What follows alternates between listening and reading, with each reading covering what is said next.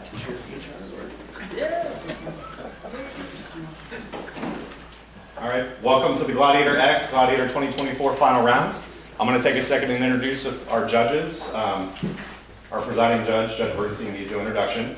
I'll start with the jury here. On the far right, we have retired state court judge from Clayton County, and now retired college mock trial coach from Jonesboro High School, Judge Carbo. We have Dr. Glenn Halva Neubauer, Furman University, Furman mock trial coach. Veronica Richardson, managing partner and owner of Richardson Law. She's a practicing trial attorney here in Atlanta, Georgia, one of my best friends, and tries more cases than really anyone I know. We have Preston Moore. He's with Beasley Allen. He did undergraduate mock trial at Georgetown, went to Harvard for law school, and now does plaintiff's personal injury and medical malpractice here in Atlanta, and coaches locally at Mount Perrin Christian High School. I'll introduce our judges in the back row. We'll start in the middle with Lauren Lutton. Lauren was the first UGA law competitor ever to do Top Gun. That's the law school version of the competition, meaning the top 16 out of 6,000 law students nationwide. Lauren was the first representative of the Bulldogs and a phenomenal collegiate competitor, now an attorney at one of the top firms in the country here in Atlanta. We're thrilled to have Lauren. I'm going to say Bulldogs. I'm sorry. Please. I just have to say that. It's required. Well, you're going to get to say it again in a moment because succeeding her is the second person ever to represent UGA at Top Gun. It's Haley Kerr, sitting right there. Go ahead. Go Dogs. Thank you. Haley not only went to Top Gun, but was the champion 2 years ago from Georgia. An amazing competitor, amazing final round. So if you want to see her in action, check it out. I told her I wouldn't embarrass her too much, but if you see that final round, it is a clinic of how to do this, not with a month prep, but with 24 hours prep. Amazing. And we're thrilled for the first time to have 3 former champions of this event, the 3 most recent winners. We have Connor Wright from Venture Academy, Grace DeVico from Trinity Pacific, and Isaac Kidway from right here in Georgia. She's now already, after her freshman year, All-American at Emory. Thank you everybody for judging our final. I also want to recognize somebody who's supposed to judge the final, but because of our delay, is going to have to catch a flight. That is Delaney Golddiamond, my former student at UCLA Law. She's headed home, but she was our first national champion in law school, and we're delighted that she and her dad are out here. They're supposed to be coaching this weekend, but their gladiators were the victims of Friday's travel miscues. So we would love to have them here next year. And now I've said that on video, they have to be accepted from their law. With that, we will start the trial. Can I get appearances, please, starting with the government? Good morning, Your Honor, opposing counsel and members of the jury. My name is Marvin Exantus, spelled E-X-A-N-T-U-S, counsel for the people of the United States. And my witnesses? Good afternoon, Your Honor. My name is David Loop, and I am Special Agent Presley Palat. Good afternoon, Your Honor. My name is Jenna Almator, and I am Chris Wilinsky. Can I get appearances, please, from counsel for Addison Kid? Yes, Your Honor. Good afternoon, members of the jury. My name is Karthik Rathinasabhavati on behalf of my client, Addison Kid. May she introduce herself? Yes. Good afternoon, Your Honor, members of the jury. My name is Jolene Gennady. Today I will be portraying Addison Kid. Good morning, Your Honor. I'm Alex Swag. I'll be representing my client, Ms. Wyatt Way. Good afternoon, Your Honor, members of the jury. My name is Melinda Gaston, but I'm portraying Wyatt Way. Thank you. Is there anything we have to take up before we go to opening statements? Mr. Exantus? Yes, Your Honor. We prepared a judge's binder which includes the entire case with the exception of the witness statements, as well as the rules of evidence. Would you, Your Honor, like a copy? That'd be great. Thank you. Permission to approach? Yes. Thank you.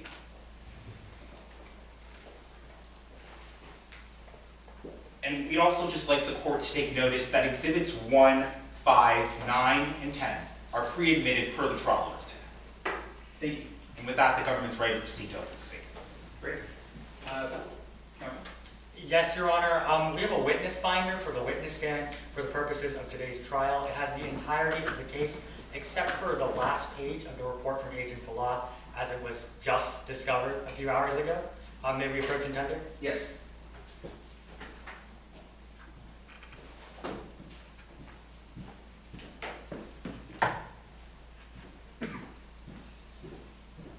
Your Honor, with that, counsel for Kid's ready to proceed. Nothing from Miss Way, Your Honor. We're ready to go. Great. You can open. Yes, Your Honor.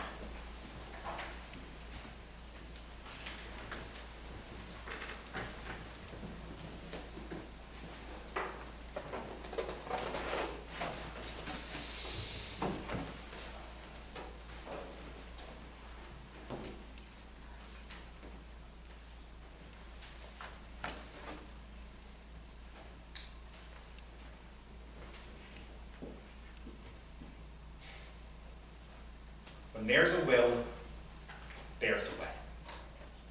And when there's an Addison Kid, there's a Wyatt Way.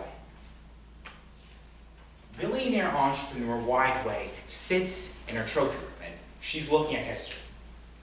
She's looking at helmets from across time and helmets that told stories of their time.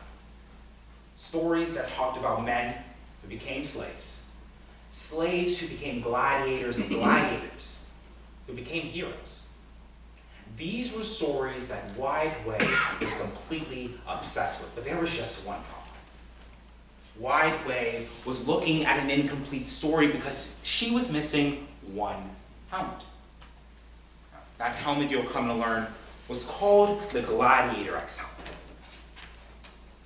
This is said to be the most famous helmet of all time because it belonged to the greatest gladiator who ever lived. But no one to this day knows who he or she was. Wyatt Way needed this helmet. But her offer of $40 million fell to deaf ears when she received no response from the owner. But this helmet, it was just sitting in a museum in Atlanta. All Wyatt Way needed was someone to steal it for. And members of the jury, just like when there's a will, there's a way. Today, you're going to see that when there's an Addison Kid, there's a Wyatt Way. Addison Kid, well, she's a master thief. She has a particular set of skills that she had acquired from a very long career, and skills that made her a nightmare for security systems everywhere. If there was ever anyone who could find a treasure, if there was ever anyone who could steal a treasure, it was Addison Kid. And those skills made her the perfect partner for Wyatt Way. So what happened next? Both defendants, Kid and Way, meet together on July 1st, 2023 at the Courtyard Decatur Hotel to devise a plan to steal this helmet. Billionaire Wyatt Way gladly paid Addison Kid $1 million in cash to steal it from the High Museum where it was housed. Now, with $1 million in her hands, this helmet was as good as gone. So what did Addison Kid do? Well, you'll learn that she first visited the museum on July 2nd for the first time in her entire life. And up until the theft, she visited that same museum every single Friday. But noticing security cameras guarding the helmet, she knew she needed help. So she enlisted the help of Chris Wilinsky. Now, you'll actually hear the confession of Chris Wilinsky today, where she'll tell you that Addison Kid paid her $50,000 to turn off those cameras at the perfect time. And with Chris Wilinsky in her back pocket, Addison Kid goes in for the steal. It's the night, July 21st, 2023, and it's dark outside. The museum is cold and empty, with no cameras watching. It's the perfect opportunity. Addison Kid goes into that museum. She grabs this helmet, and she gets out. She had just done what she knows how to do better than anyone in this world. And members of the jury, while history cannot tell us who wore this helmet, today we're going to prove to you exactly who stole it. Addison Kid and Wyatt Way. Now, it's because they worked together in stealing the helmet, we, the people of the United States, have charged them both with theft and major arson. Now, we couldn't just come here and accuse. We had to show you proof. Because we hold the burden in today's case, that being beyond a reasonable doubt. Now, beyond a reasonable doubt doesn't mean beyond all doubt, or even all speculative doubt. But by the end of today's trial, do you have any reasonable questions that it wasn't Addison Kid or Wyatt Way who stole this helmet? But I can assure you that you will not have any. Because we're going to prove the two elements of theft and major.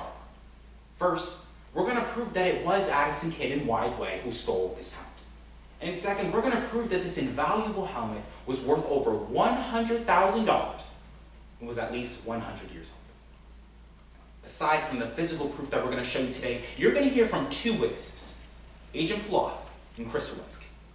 Now, when Agent Poff takes this witness stand over here, I want you to pay very close attention because Agent Poff is going to make two things clear. He's going to make it clear that not only are these defendants thieves, but they're also untruthful. And second, he's going to make it clear that these defendants had the means, the motive, and the opportunity to commit this crime. But aside from Agent Poff, you're also going to hear from Chris Wilinsky.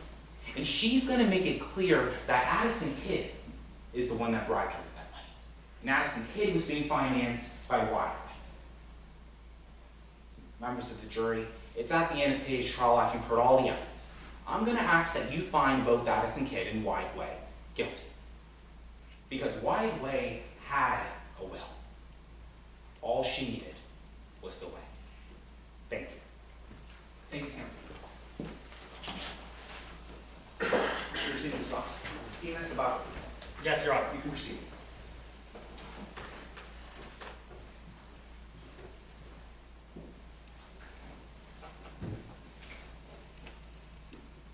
What's missing is what matters. It's 12:05 a.m. and Agent Poff gets a call on his phone. It's the FBI. Someone has stolen the Gladiator X helmet, and the FBI calls their lead art theft investigator to look into the scene of the crime. So Agent Poff heads down to that scene. At this point, he's handled over 30 investigations in this field. So he does all the things he normally does. First, he does a forensic examination of the gallery. There's nothing incriminating. Next, he inspects the entire museum. But there's nothing incriminating. He interviews every single High Museum employee and finally finds a straw he can grasp onto. He'd hate to have an unsolvable case on his hands. Members of the jury, today you're going to learn that what's missing is what matters. And you're going to learn today that the government prosecuted my client without that missing evidence. And today they're not going to be able to prove that there was any will or that there was any way. Because members of the jury, my client wasn't there. And they're the ones who have the burden of proof to prove their case beyond a reasonable doubt. It's the highest burden in the American legal system. A burden that the government is not going to be able to meet today. And to help you see why, we want you to notice two things that are wrong with government counsel's case. What they couldn't find and what they didn't ask. So I'm going to take those one by one, starting with what they couldn't find. Because members of the jury, today you're going to learn that they couldn't even find the Gladiator X helmet after a year and a hunch. And you're going to learn that even when they did find that helmet, there was no forensic evidence incriminating my client. Second, what they didn't ask. Today, even though she has the constitutional right to refuse to testify Addison Kid, she's going to take that stand. And she's going to tell you about all the questions this agent never asked her. Do you know how much that helmet's worth? Do you have any security camera footage that can confirm your alibi? Do you have any documentation of your interaction with Ms. Way? Those questions were missing, and that matters. And today you're going to hear from Chris Wilinsky, the head security guard that worked at the High Museum. And you're going to learn today that after she testified that my client was part of this crime, this agent never asked her a single follow-up question. And that missing evidence matters. At the end of today's trial, I'm going to come up before you once more. And I'm going to remind you of all the missing evidence the government couldn't show. I'm going to ask you to find Addison Kid not guilty. Because what's missing is what matters. Thank you. Your Honor's note of clarification, are we allowed to use that exhibit, or is that for final reward purposes? That's Exhibit 17. Understood? Is it pre-admitted, Your Honor? I don't believe it was offered into evidence. Your Honor, I think we offer Exhibit 17 into evidence, given that there probably will be no objections and such. Is there an objection from the government to the admission of Exhibit 17? No objections, Your Honor. No objection from counsel for Kid, Your Honor. Exhibit 17 is in, and counsel is free to use any pre-admitted exhibits in opening statement. Understood. May I please? They were tricked by the thief. Sunday morning, July 1st of last year, Miss Way, she's standing outside a hotel. Now, Miss Way, she's a new money kind of person. She earned her way to the top, started her own business, became a billionaire. She's standing outside the hotel because after decades of trying to get her hands on the Gladiator X helmet, she's finally heard a reply from the person she's been trying to buy it from. So Miss Way, she walks into the hotel, opens the conference room, but she doesn't see Miss Blossom or anyone she recognizes, or anyone she's seen before.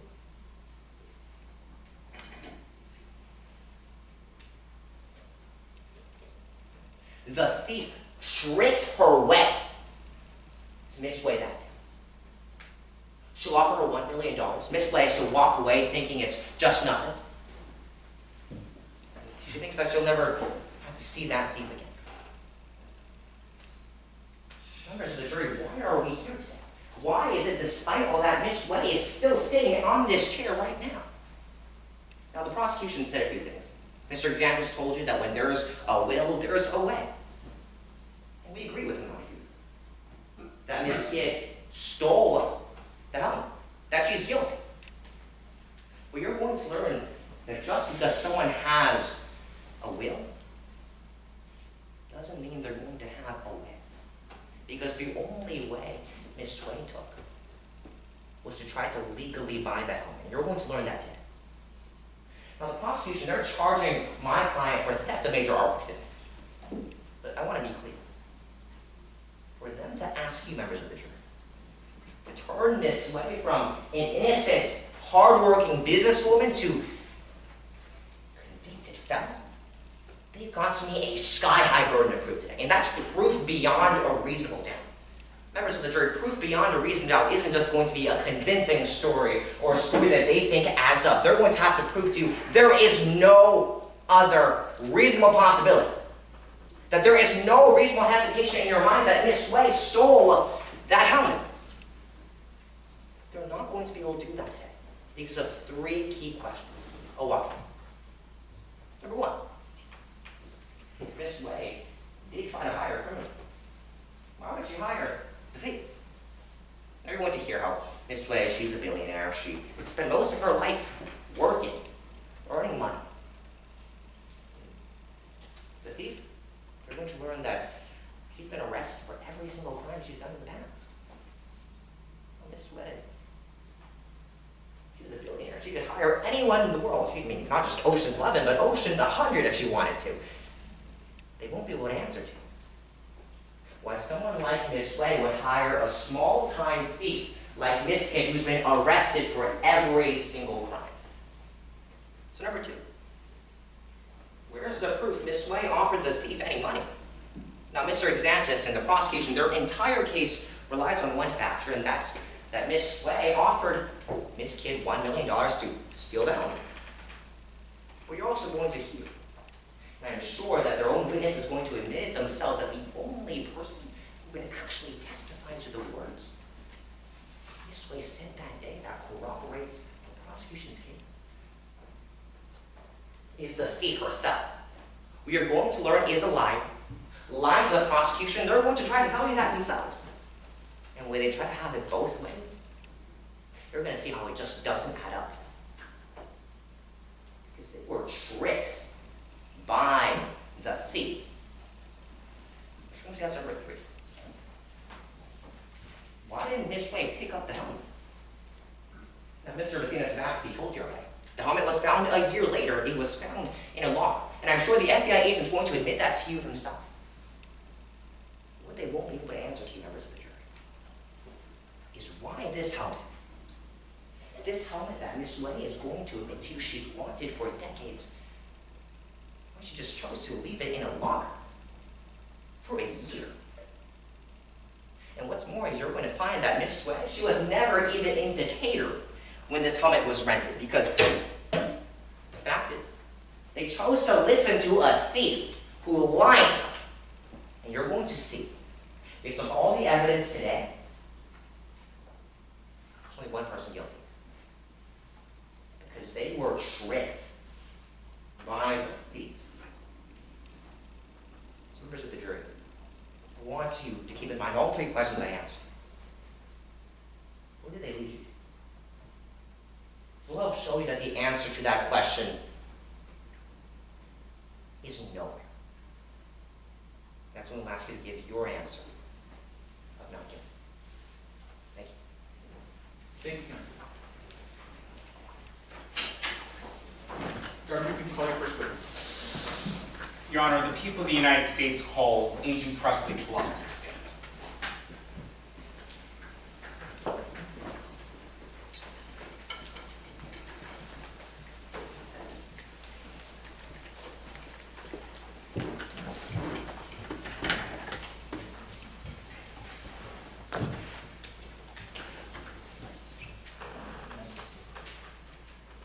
May I proceed, Your Honor? Yes.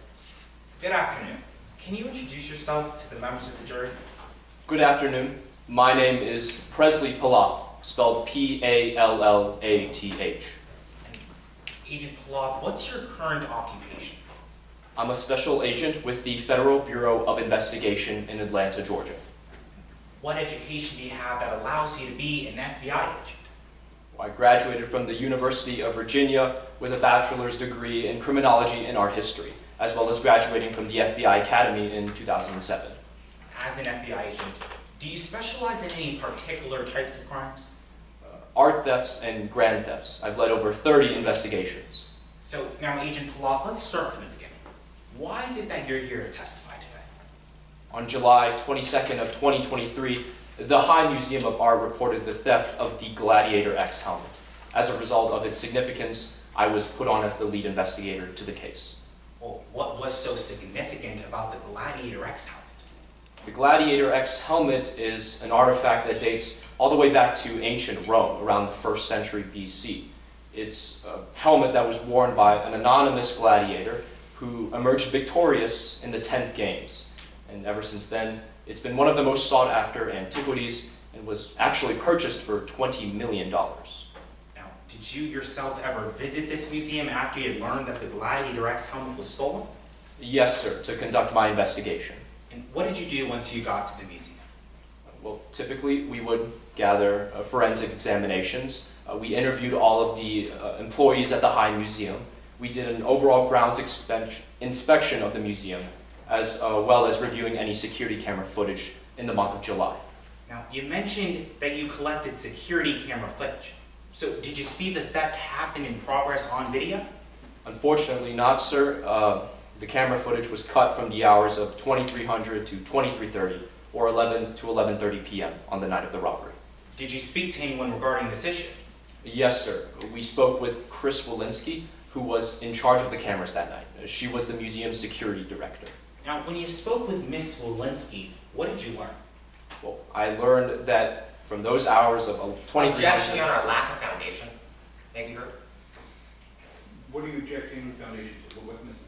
What the witness learned from interviewing Chris Wilinsky. That's hearsay, the foundation they're using. They haven't laid that foundation because it's inadmissible. Are you objecting to foundation or hearsay? To foundation, and then we'll object to hearsay. Response? Your Honor, as to foundation, I've laid the foundation that Agent Poff went to the museum, and he spoke with Chris Wilinsky, the museum security director. As to hearsay, this would fall under the hearsay exception 801 D2E, as this is a statement made by an admission of a co-conspirator in today's case. As I would proffer that Chris Wilinsky acted and helped in this theft towards Gladiator X. This witness spoke with Wilinsky, is that right? Yes, Your Honor. So I'm going to overrule the foundation objection. We'll just deal with what you're saying now. Do you want to respond? Yes, Your Honor. First of all, it's our contention today, of course, that Miss Way was never involved in this conspiracy. For them to satisfy that 801 D2 prong, they have to leave more foundation to that regardless, Your Honor. Response? Your Honor, the foundation that's going to be laid is that Chris Wilinsky actually aided in the theft of the Gladiator X helmet later on. But as of now, it's a known fact that Chris Wilinsky is already serving prison time for her part that she played in the theft of the Gladiator X helmet. So she is a conspirator. May I respond? I'm actually going to ask for a response from Ms. Kid's counsel. Do you have anything to add? Yes, Your Honor, as for lack of foundation, they haven't established that Chris Wilinsky was a co-conspirator yet, so we would concur. However, we don't have an objection under hearsay. We'd like for Mr. Exantes to lay foundation that Chris Wilinsky was in fact a co-conspirator before any of this testimony is let onto the record, because they haven't laid foundation for that exemption, 801 D2E. Okay. 801 D2E. Apologies, Your Honor. All right, I understand that Ms. Wilinsky is going to be testifying next. Yes, Your Honor. Is everything we're about to hear going to be information we later actually hear from Ms. Wilinsky herself? Yes, Your Honor. All right. I'm going to take it right now. We're going to allow it right now, assuming this helps the jury understand the witness's investigation. If this information isn't later tied up through Ms. Wilinsky's testimony, we'll revisit this. Understood. Yes, Your Honor. Go ahead. So what did you learn from Miss Wilinsky? Well, I learned that from the hours of 2300 to 2330, the security cameras were off. This allowed us to obtain a search warrant for Ms. Wilinsky's home, in which we found a total of $50,000 in cash hidden in a bedroom. Now, after you found the $50,000, was there any other part of your investigation as to Miss Wilinsky? Yes, sir. We then re-interviewed Ms. Wilinsky, who identified two individuals in today's case, the two defendants. And do you see the two individuals that Chris Wilinsky had identified? Yes, sir. Would you like me to identify them today? Yes, starting with the first one, can you give us the name and the article of clothing that they're wearing? Yes, sir. The first individual was Addison Kid, who is sitting with the navy blazer and the gray sweater.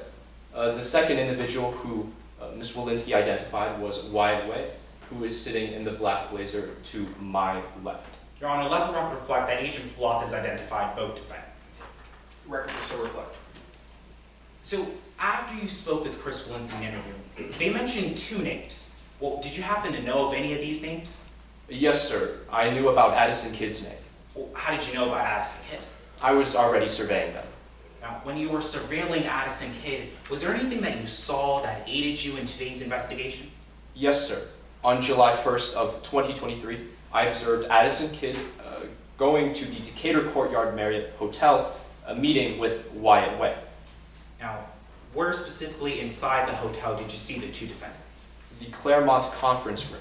Now, did you see anyone else enter this conference room other than Addison Kid and Wyatt Way? No, sir. Did you see anyone else exit this conference room other than Addison Kid and Wyatt Way? No, sir. And did you check this conference room after both defendants had left? I did, sir, which I found no individual still left in the room. So, remembering this part of your investigation, how many suspects did you have now?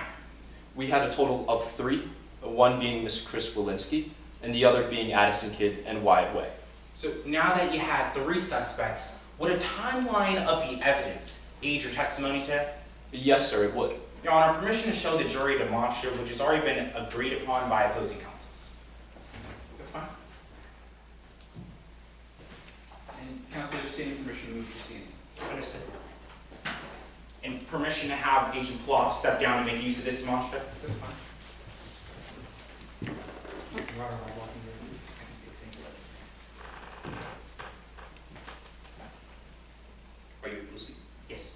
So, Agent Poff, the first thing on here is purchase and display. Can you tell us what's that all about? Yes, sir. This says that the Gladiator X helmet was purchased by Katie Osborne for $20 million, and she later loaned it to the High Museum for a period of 1 month in July of 2023. However, it did not complete the full month exhibition.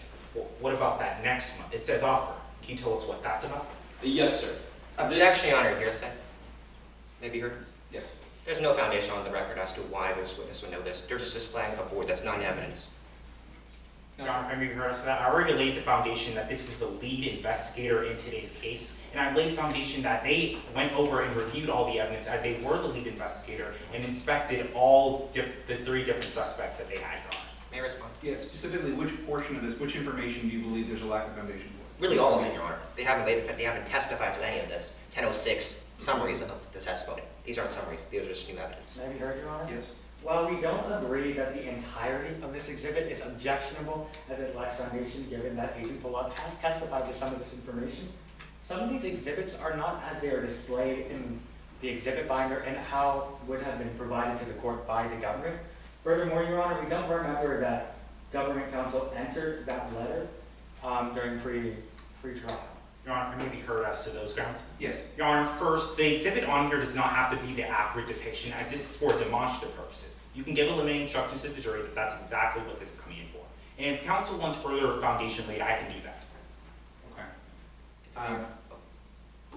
I'll let you be heard, but I think you'd rather I just rule in your favor. Go ahead. Okay.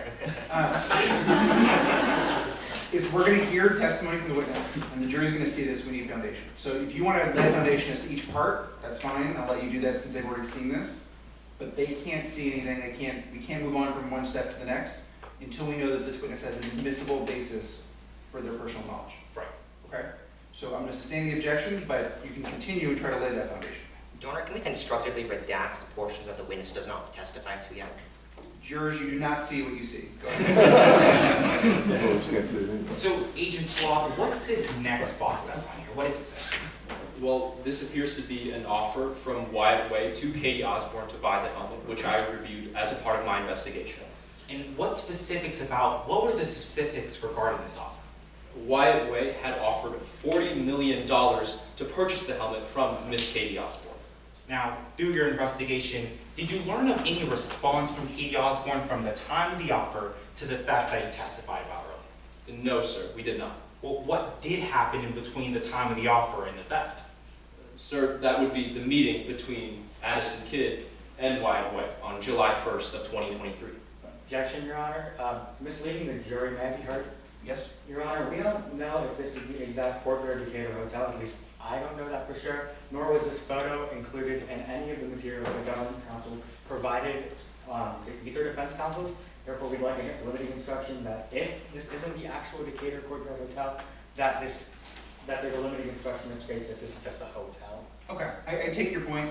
I'm going to let counsel go piece by piece. So is there any objection to the first 2 of the 5? So it seems to me that we've heard foundation for the purchase and display portion and the offer. Do we have any objections from the defendants as to those portions? None to the first 2. We Okay. backed off of that as well. Okay. So then when he's completed laying the foundation on the meetup section, you can review the objection. Yes, Your Honor. Okay, go ahead. So, in between this offer and the theft, can you tell us what did happen? Yes, sir. On July 1st of 2023, the 2 defendants had met at the Decatur Courtyard Marriott Hotel in the Claremont Conference Room.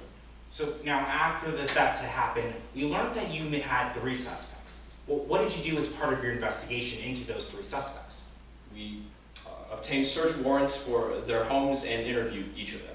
Objection, Your Honor. I've raised to the same basis that of the photo of the hotel, we don't know if this is a fair and accurate depiction. Therefore, we request a limiting. Your Honor, permission to respond? Yeah. Your Honor, the purpose of the demonstrative aid is to give the jury and guide the jury. We know that this is not an evidence, and we can provide that limiting instruction for the jury. The purpose of it is to give the jury a full picture so that they can better understand the evidence. It's not an evidence. We concur with the opposing counsel. May I Okay. respond on this ground? Is that the hotel in question? Yes, Your Honor, it is. May I respond, Your Honor? Okay, so I don't think we've heard foundation for that. So unless you're going to lay that foundation, I'm going to tell the jury to disregard or to not draw any inferences about whether that's actually the hotel in question. Yes, Your Honor. Okay, so jurors, let's not assume that that's the hotel in question. That's just a hotel until we hear otherwise. Go ahead. So, Agent Poff, first, let's go back to this meetup section. What is this picture being depicted? This is the Decatur Courtyard Marriott Hotel where the two defendants had met, sir.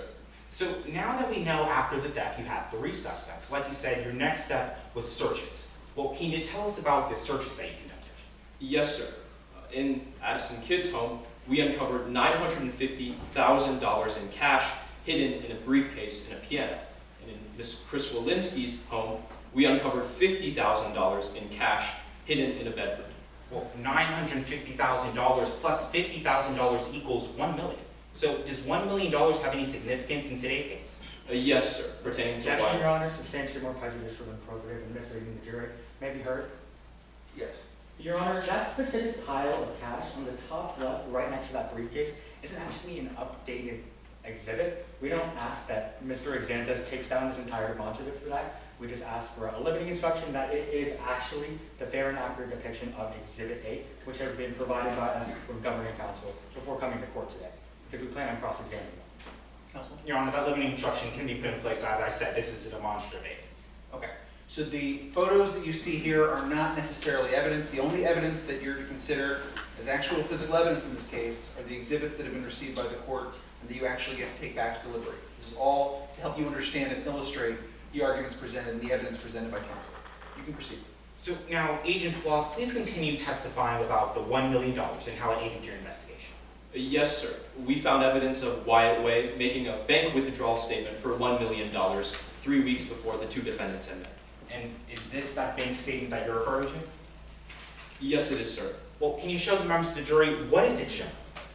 It shows that on June 8th of 2023, which is about 3 weeks before the two defendants had met at the Courtyard Marriott Hotel, a Wyatt Way had made a deposit, cash withdrawal, for $1 million in cash. Thank you, Agent Poff. You can have a seat. Thank you, sir.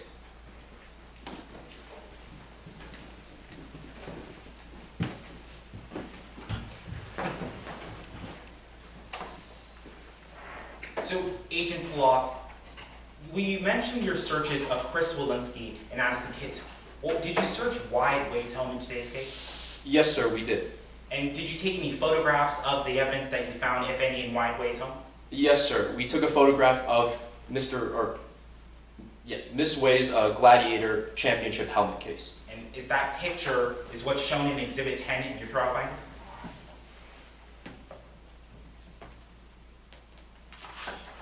Yes, sir, it is. Well, can you tell the members of the jury, what did you see in Wyatt Way's home? We took a photograph of this display case pictured in Wyatt Way's home. We found that she had collected 9 out of the 10 Gladiator championship helmets, and that she had built a case for the 10th one, which was missing at the time.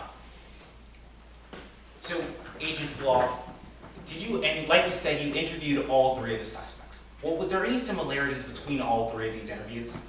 Yes, sir. The biggest similarity was that each of the individuals who I interviewed had lied before they eventually told me the truth.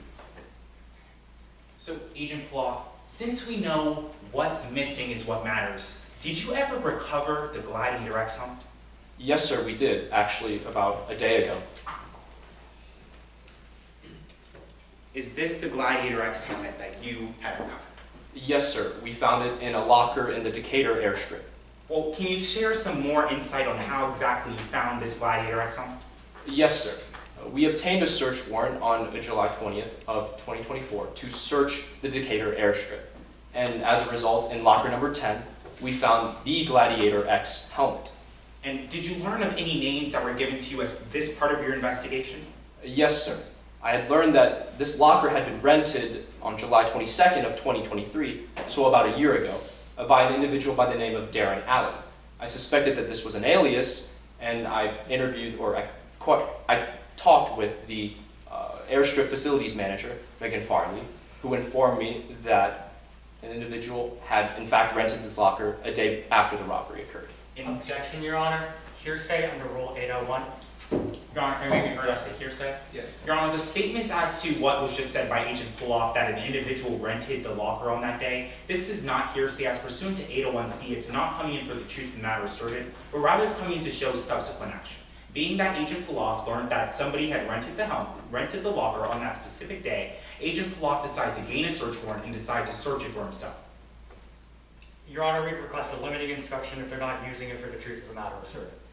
I'm going to sustain the objection. You can ask the witness what they did after speaking to this person, but it seems like either it's going to be used for its truth, that in fact that's when it was rented, or there's a great risk of prejudice that the jury will take it for its truth. So I'm not going to permit that on the record, but you can ask the witness what they did next. Motion to strike that testimony then, Your Honor? Yes. So after you learned about this locker, what was the next step that you did? Well, we approached Miss Farley with pictures of Miss Chris Wilinsky, Miss Addison Kid, and Miss Wyatt Way, to which Miss Farley had identified which individual had in fact rented the locker that day. Objection, Your Honor. Hearsay under Rule 801. Your Honor, if I may be heard.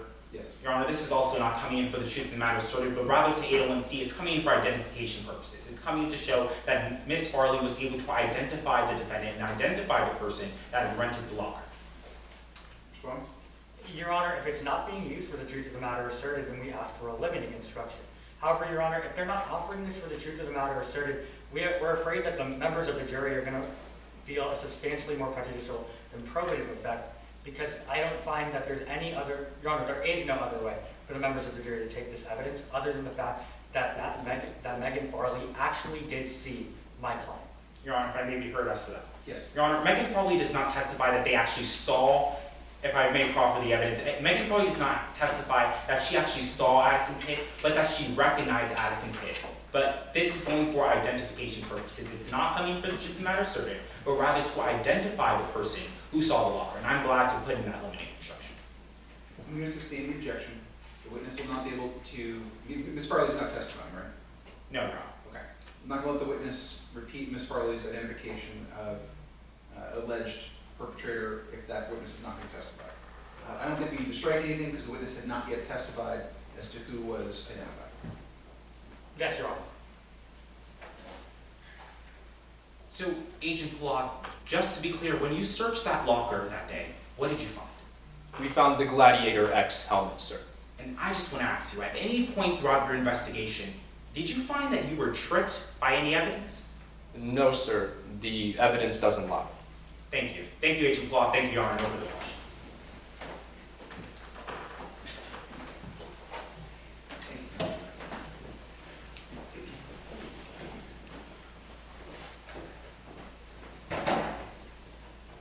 Counsel for Ms. Kid, Yes, Your Honor. Cross-examination? you can proceed.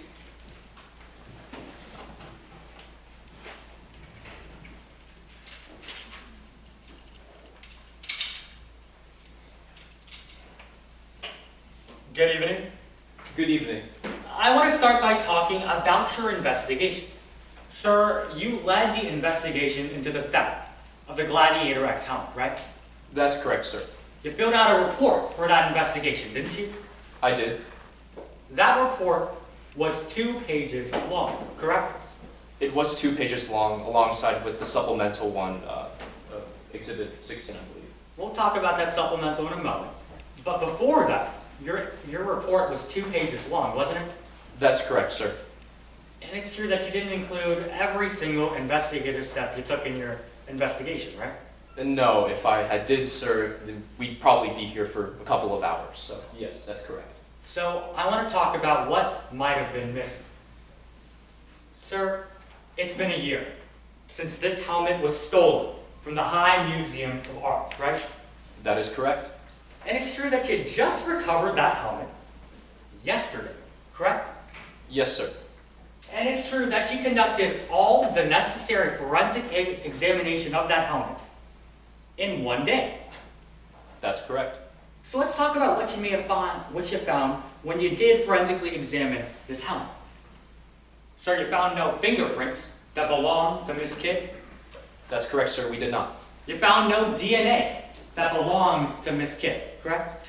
That's correct. We found no forensic evidence of Miss Kid on the helmet. And you still claim that Miss Way paid Miss Kid to steal the Gladiator X helmet, right? Yes, sir. That's what the evidence shows. And you claim that Miss Way paid Miss Kid $1 million to steal that helmet, right? Yes. So I want to talk more about what you found when you searched my client's helmet. It's true that you found a briefcase of $950,000, correct? Yes, sir, that's correct. Hidden in a piano. And you investigated that briefcase, right? Well, we looked at the briefcase and we found the cash, if that's what you mean, sir. It's true that you found no fingerprints that incriminated my client on them, correct? We found no forensic evidence on the briefcase or the cash, sir. That means no forensic evidence that belonged to Miss Way, right? That's correct. And it's true that you claimed that Miss Wilinsky paid, Miss Kid paid Miss Wilinsky $50,000 to turn off those cameras, right? Yes, that's correct. That's what I learned in the interview with Miss Wilinsky. So I want to talk more about that $50,000. Sir, could you flip to Exhibit 8 in that exhibit binder? Yes, sir. This is the cash you found in Miss Wilinsky's home, correct? Yes, it is a photo of it. Is a fair and accurate copy of that photo? Yes, sir. Your Honor, at this time, the government moves to admit Exhibit 8 into evidence. 8, No objections from the government. No objections, Your Honor. 8 is received. Now, sir, Miss Wilinsky told you that she received this as a bribe from Miss Kid. That's correct. You did a forensic examination of this piece of evidence, correct? Yes. Nothing on this piece of evidence had my client's fingerprints. We found no forensic evidence on that $50,000, sir. So that means no DNA, That's correct, as I stated. no hair, That's correct. no skin cells either, correct? That's correct, sir. So I want to talk more about that meeting you had. I want to talk more about that meeting you saw between Miss Kid and Miss Way. So you claim that you saw both of the defendants carrying briefcases into that hotel conference room, right? Yes, sir, that's correct. They both entered with black briefcases and exited with black briefcases. You didn't see either of the defendants wearing gloves while holding those briefcases. No, sir. And you tested that briefcase for forensic evidence, right? Yes, sir. Thank you for your time today, Mr. Poff. Your Honor, I have no further questions at this time. Thank you. May I proceed? Yes. So I want to talk a little bit about what you said on direct examination, because I want to get right to it. That's the helmet that was stolen, yes? Yes, sir, that's the Gladiator X helmet. You're saying Miss Sway stole that helmet? I'm saying that she paid Addison Kid to steal that helmet. So you guys are saying she wanted the helmet, right? Yes, sir. It was lost for a year until you found it yesterday, right? That's correct. In a locker. Yes, locker number 10. In locker number 10, you didn't see Miss Sway go pick it up that entire year, right? No, sir. Didn't see her go to the Decatur airstrip where that helmet was, right? Well, on July 21st of 2023, she had gone to the Decatur airstrip, but if you're referring to anything about recently, then no. You said on July 21st she was at the Decatur airstrip, but let's be clear, sir. That locker was rented on July 22nd. Yes, sir, it was. She was not in Decatur. That's right. Because you're saying she stole the helmet to put it on display, but sir, I want to be clear. Can you put a helmet in a locker on display? I guess you couldn't, sir. No, you can't, sir, because the fact is people steal things to acquire them, right? That's correct. That helmet's in it. It isn't in her house. No, it's right in front of me. It isn't in her collection. That's correct. It's sitting right here in this courtroom. Yes or no? Yes. I want to move on and talk a little bit about whether or not you were tricked by the thief. Because the fact is, sir, on direct examination you said, Miss Kid lied. That's correct. All three of the individuals that I interviewed had lied, including this kid. You interviewed her and she lied to your face, didn't she, sir? She did, yes. You asked her, do you know who Miss Way is? She lied. That's correct, sir. Objection, Your Honor. Compound. I can rephrase it. No rule, the objection. Yes, Your Honor. Sir, you asked her, do you know Miss Way? She lied. Yes, she did. Good words, sir. She's someone who can't be trusted. She's a liar, no? Well, she had lied in the interview, sir. So you Objection, can't. Your Honor. Improper character evidence under Rule 404. Response? Character witness. For truthfulness, Your Honor, 608. Your Honor, 608 allows specific acts of conduct. Now, what opposing counsel is trying to do is take that one act of conduct and say that now my client is a liar and can't be trusted. Your Honor, that's not what 608 is for, and this is going past the scope of what 608 permits. And under Rule 404 and 403, this is substantially more prejudicial than probative because it's going past that. Your Honor, that's not my purpose. I'm asking how this witness relied on the words of a liar. Okay, I'm not gonna let you refer to the other defendant as a liar. Of course. You may attempt to introduce other extrinsic evidence of dishonesty. Of course. Okay. Sir, she lied about, in your mind, about committing this crime, right? She had lied about meeting Wyatt Way. Yes. That's why you think she's not trustworthy. Yes, sir. I want to be clear. Your entire case against Miss Way relies on her offering money to Miss Way, no? Not the entire case, but it is a very important piece of evidence, sir. What's her crime, sir? Theft of major artwork? For offering Miss Kid money. Yes, sir. So it relies on that meeting happening, no? Yes, sir, in part. I want to be clear, so you don't have any audio recording of that meeting, do you? Not of the meeting, sir. The transcripts of that meeting, right? No.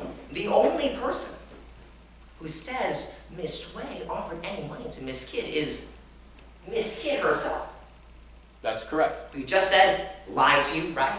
That's correct. Who you said lied to your face. Yes, sir. Who you just said can't be trusted. Yes, sir. I have nothing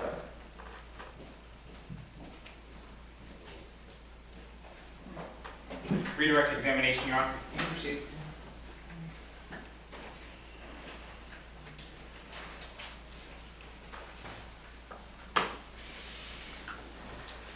So, Agent Poff, even though you weren't inside the conference room, how did you learn of the conversation? Through my interviews with the two defendants, I had learned that there were two topics that were brought up in the meeting consistent with both of their interviews. And what were those two topics that were brought up in the meeting? The topic of $1 million and stealing the Gladiator X helmet. Thank you. I have no further questions. Nothing further from this witness for Ms. Kid, Your Honor. I apologize, Mr. Davis-Baffy. No request, Your Honor. Thank you very much, Agent. You can step in. Thank you.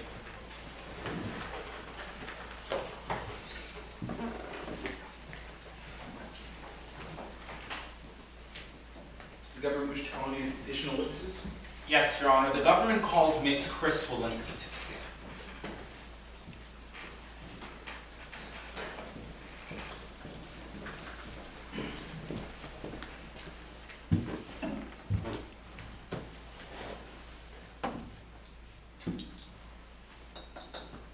May I proceed, Your Honor? Yes. Good afternoon. Can you introduce yourself to the members of the jury?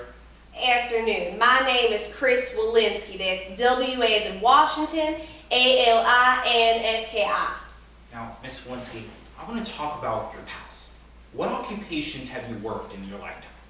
I used to be the head of security at the High Museum down in Atlanta. Why is it that you don't work at the High Museum of Atlanta anymore? I took a plea deal. And why did you take a plea deal? Well, I traded the truth with the FBI regarding the Gladiator X helmet heist. Now, you mentioned you traded the truth, so I want to talk more about that. Can you tell us what truth exactly did you trade with the FBI? Yes. On July 15th, Addison Kid approached me and made me an offer and said she'd give me $50,000 in exchange for turning off the security cameras on the night of July 21st from 11 to 11:30. Did Addison Kid tell you anything else regarding the money?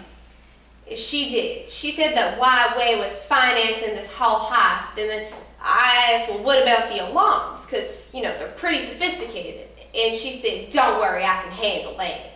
Now, do you see that same person in this courtroom who told you that they can handle the alarms? Yes, sir. Do you see that same person in this courtroom who told you that Wyatt Way was financing everything? Yes, sir. Do you see that same person in this courtroom who offered you $50,000? Yes, sir. Well, can you tell us who is that person in this courtroom? It's the lady right there with the navy blue blazer and the gray turtleneck. Your Honor, let the record reflect that Chris Wilinsky is affiliated by Addison Kid. I have no further questions. The record was certified. Cross-examination, Your Honor? Go ahead. Good evening, Ms. Wilinsky. Good evening, sir. I want to talk more about your part with the government. It's true that you're currently in jail, right? That is correct. You'll be in jail for 2 more years, right? Affirmative, sir. And it's true that you were a part of the theft in the Gladiator X helmet, weren't you? Unfortunately, I was. Ma'am, that sentence could have been 10 years, correct? That's what I've been told. But it's true that you took a plea deal with the government, right? Yes, I traded the truth with the FBI. That's right. If you gave them a name, you would have gotten a deal, right? Yeah, they told me to tell the truth about the whole thing, and that's exactly what I did. Ma'am, you say that's exactly what you did, so let's talk about how you did. Ma'am, at first in your interview, you said, I don't know who turned off the camera, correct? Yes, I was scared. And then you asked for a deal, correct? I did. Then you told the FBI that you didn't know who asked you to turn off the cameras, right? Yes, as I said, I lied originally because I was scared. Ma'am, you told them twice, right? Yes, sir. And it's true that Agent Poff, he didn't ask you if you had any security camera footage at your home. That is correct. Agent Poff didn't ask you whether there were traffic camera footage in your street. Well, that's correct. Thank you for your time today, Ms. Wilinsky. Your Honor, I have no further questions at this time. Ross? Go ahead. Miss Wilinsky, you know who Wyatt Way is, right? Yes, She's a famous Billy. that's correct. Common name. Everyone knows her. I'd assume so. I mean, it's like knowing all the Kardashians. It kind of just happens. And sir, maybe a bit unlike the Kardashians, you were thrown in jail for supposedly what's going to be 10 years. Unfortunately, I was. And you got a plea deal. Yes, I'm serving my time, and the people who are also in this crime should serve theirs as well. But just focusing on you, you got 8 years less of prison, right? Objection, Your Honor, to misleading the jury, if I may be heard as to that. Yes. Your Honor, per the sentence of theft of major artwork, it has a sentence of up to 10 years, meaning that that's the maximum.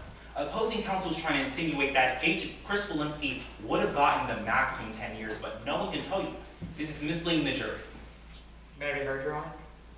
Yes, I'm going to give counsel for Ms. Way a chance to respond first. Your Honor, it's a simple rephrasing. I can do that right now. All right. I'm inclined to sustain the objection and let him rephrase. Do you have anything you want to add? No, Your Honor. Okay, go ahead. Ma'am, you could have been thrown into jail for 10 years, right? That's what I've been told. So basically, could have gotten 8 years less in prison, right? That's correct. 8 years more of freedom. That's correct, but I'm paying my time as I did make a mistake.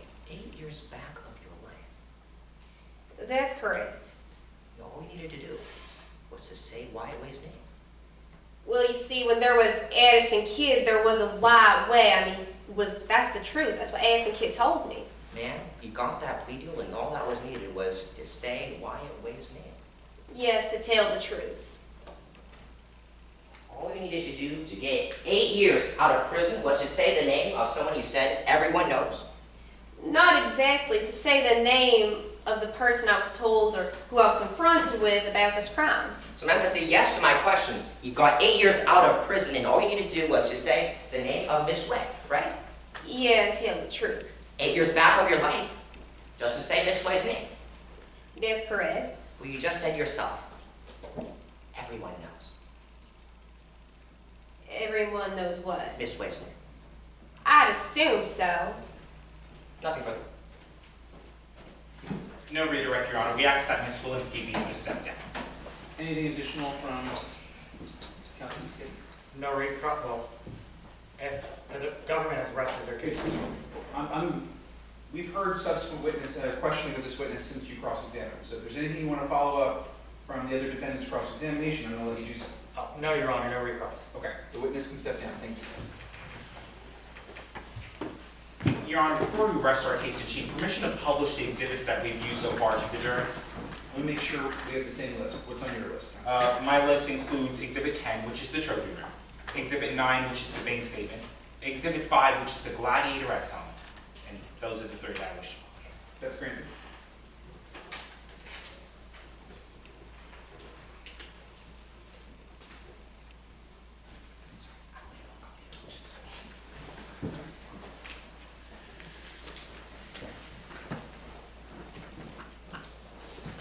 And with that, Your Honor, the government rests its case in chief.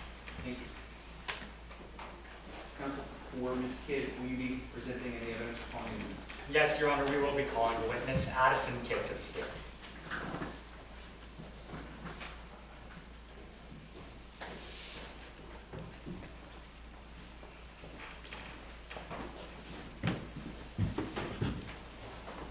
May I proceed? Yes. Good evening. Good evening. Could you introduce yourself to the members of the jury? My name is Addison Kid. Where are you from, Miss Kid? I live here alone in Atlanta. What do you do for a living? Well, I actually am the proud owner of Kid Systems, a home alarm system company here. And what do you do as a part of your company? Well, I protect our community by setting up alarm systems in people's houses. And why are you testifying today? I know a lot of allegations have been thrown out today, but I'm here to tell you guys the truth. So I want to help you tell the members of the jury the truth. Ma'am, did you ever steal the Gladiator X helmet? No, I did not steal that helmet. Did you ever want to steal the Gladiator X helmet? No, I didn't. Ma'am, did you ever receive an offer to steal the Gladiator X helmet? Yes, I did. On July 1st, Miss Way offered me to steal the Gladiator X helmet for $1 million. And did you conduct an interview with the FBI? I didn't. I was interviewed by the FBI. Ma'am, did you tell them the truth in that interview?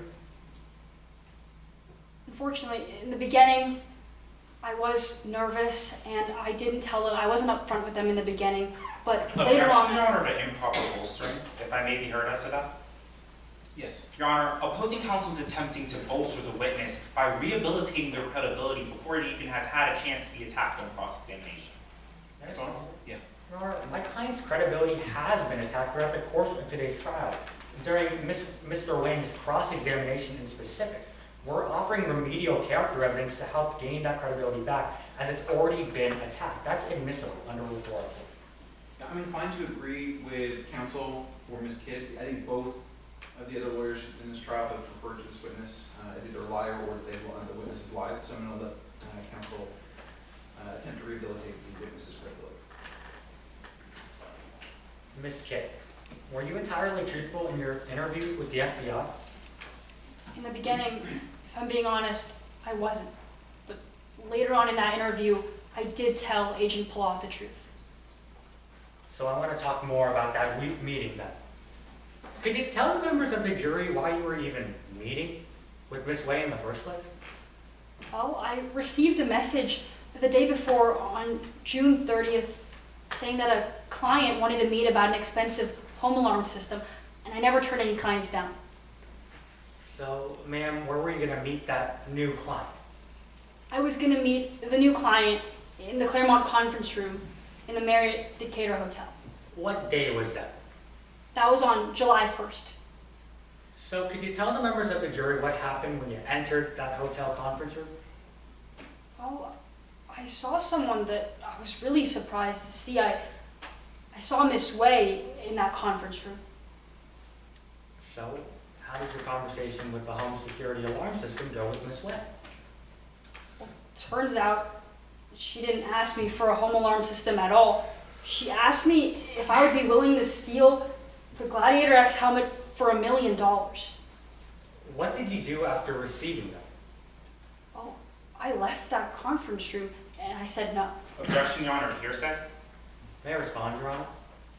Yes. Under Rule 803.3, we're using this to show intent. The intent that Ms. Kidd wanted nothing to do with this offer. Your Honor, if I may be heard as to that. I want to make sure I understand. The hearsay objection is the witness saying no to the offer? Yes, sir. You can respond. Your Honor, for it to be intent, it has to go to a future subsequent action. If Addison Kid is saying that they never sold the Gladiator X helmet, then they can't say that they're also, this is going to be intent that they didn't want to steal it, but, so, Your Honor, this can't go to intent. Your Honor, we concur. There's simply no foundation on the record to that. I'm going to overrule the objection. Ms. Kidd, could you tell the members of the jury what happened when you received that offer? I told Miss Way no, and I left the conference room. So, I want to talk more about the Gladiator X helmet. Ma'am, have you ever seen this helmet in person? Yes, I have. When did you see this helmet? I saw it 4 times, once on July 2nd, and then I basically had every Friday off after that. So I went to see it on July 7th, 14th, and the 21st. Why'd you go to see the Gladiator X helmet? Well, I really do love art, and in the past few years I've been working really hard, so I finally am in a comfortable spot to put some leisure time into some of my activities in day-to-day life, and that's why I went to see it. And what were you doing on July 21st? When did you go? On July 21st, I went to see the Gladiator X helmet during the day. It's actually kind of a special day because July 21st is my birthday. So what did you do the night of your birthday then, ma'am? In the night I went to the Madison's karaoke actually, and I was singing my heart out with my friends, and then by 11 p.m. I was really tired for my birthday, so I was at home asleep. Could you look to Exhibit 7 in that exhibit booklet? Yes, I'm there. What are you looking at here? I'm looking at my life savings. As I said before, over the past years I've been working really hard, and so I've collected around $950,000, and I keep it in the piano in my house. Is this a fair and accurate copy of the briefcase in your home? I believe so. Your Honor, at this time, the defense for Addison Kid offers Exhibit 7 as evidence. No objections. No objections from the government. 7 is admitted. Ma'am, was this money payment from Miss Way? No, I never took any money from Miss Way. So I want to talk more about your interview with Agent Poff. Did Agent Poff ever ask you, how much was that helmet worth? No, he didn't. Ma'am, did Agent Poff ever ask you, do you have any documentation with you and Miss Way communicating? No, he never asked me that. Miss Kidd, did Agent Poff ever ask you whether you had any security camera footage to confirm your alibi? No, Agent Ploth never asked me that. Thank you for your time today. Your Honor, I have no further questions at this time. Thank you, counsel. Cross. You can proceed.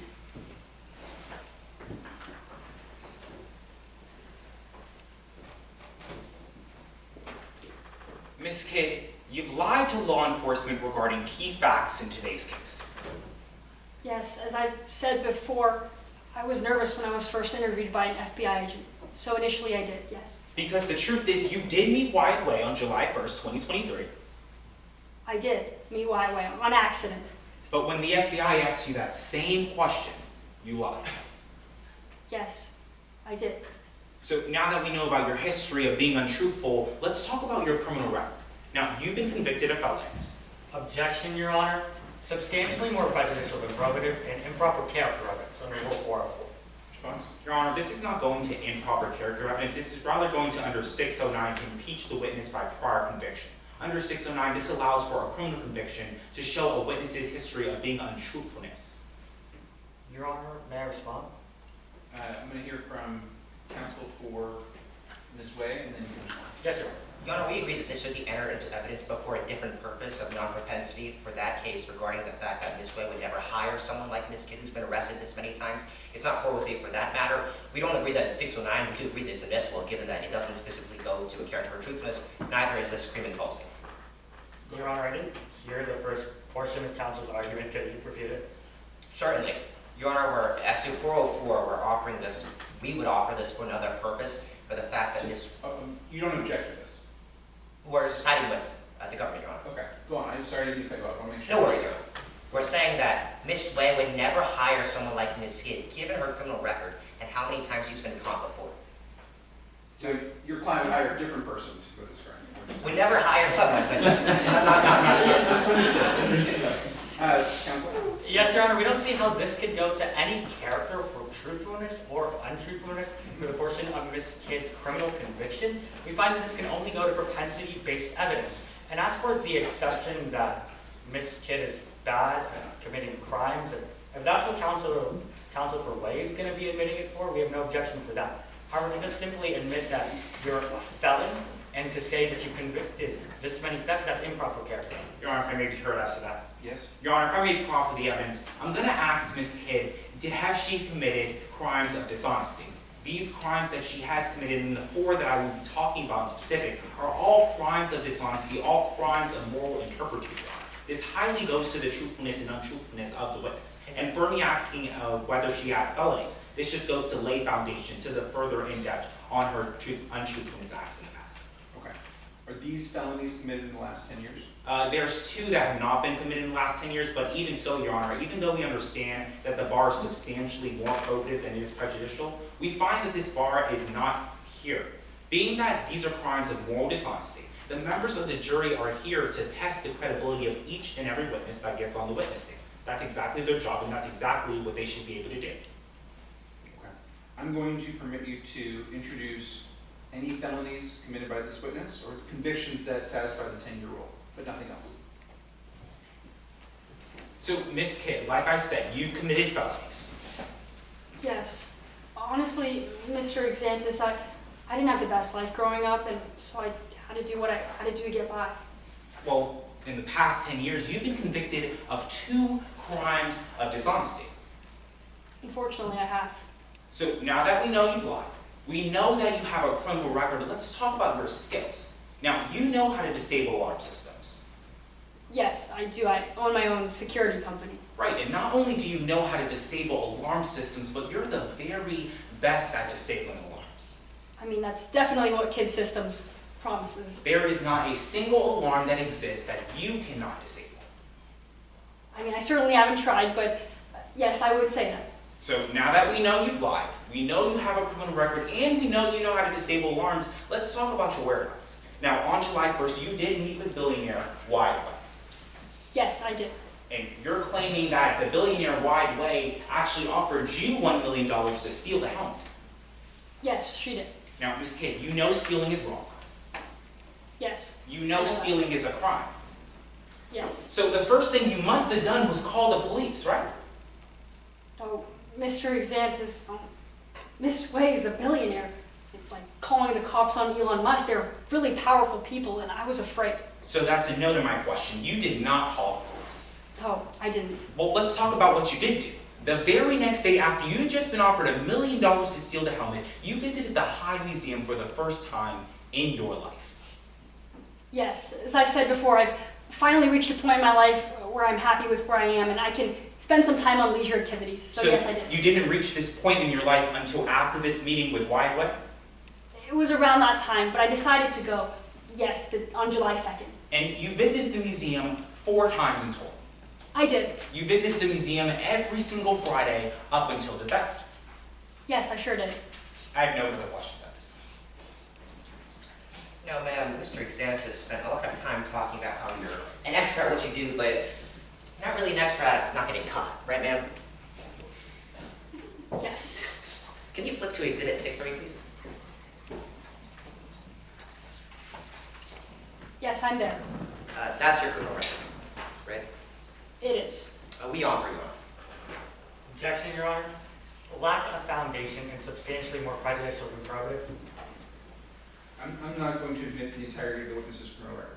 So if you want to offer a redacted portion, we can discuss it, but anything outside the 10-year window will not be admitted, and I think also this includes charges that have been dismissed. That's correct, Your Honor. We're not using this at all for any kind of purpose. We don't mind if Ms. Kid's been charged, whether that's real or not. We're using this simply for the purpose that someone like Ms. Way would not hire someone who's been charged this many times. We're not using this to show that she was any kind of thief in any way. Your Honor, I stand by my objection substantially more prejudicial than probative, specifically to these charges that were dismissed, and also Counselor Wayne hasn't laid the foundation that this is a fair and accurate copy.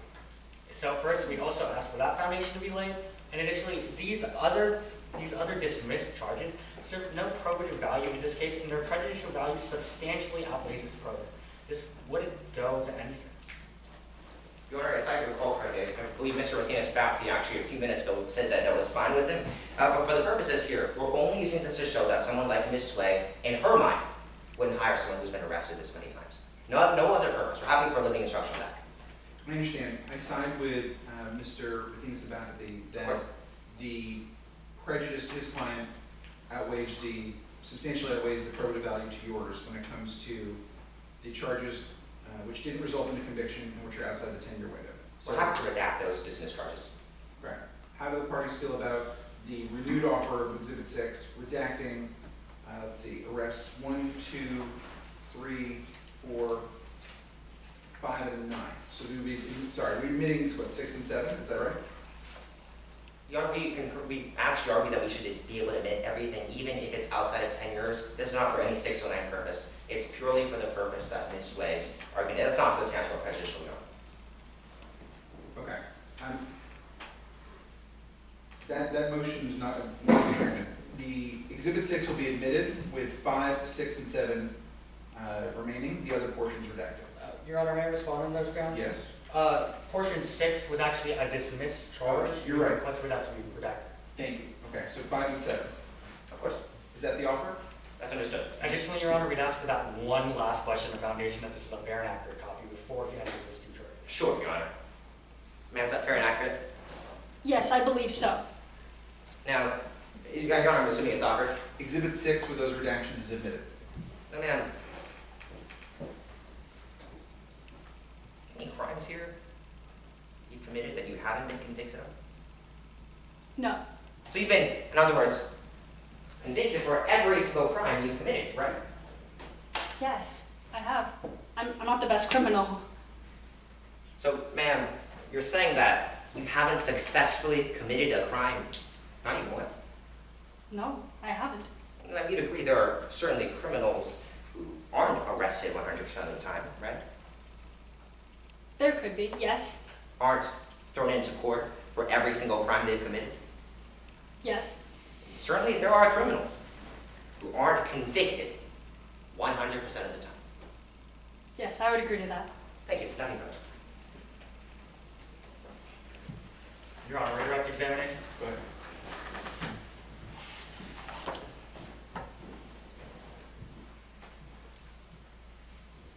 Ma'am, those charges that you just talked about with Mr. Wayne, how many of them did you plead guilty for?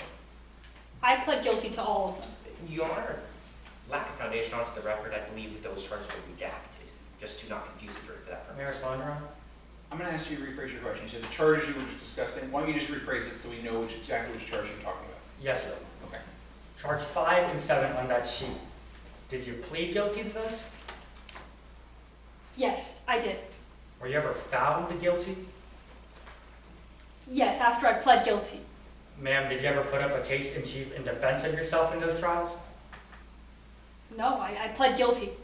Thank you for your time today. Your Honor, I have no further questions. No recross from the government. Nothing else. The witness can step down. Your Honor, at this time, the counsel can rest its independent case. Thank you. Your Honor, Ms. Way calls Ms. Way to the stand.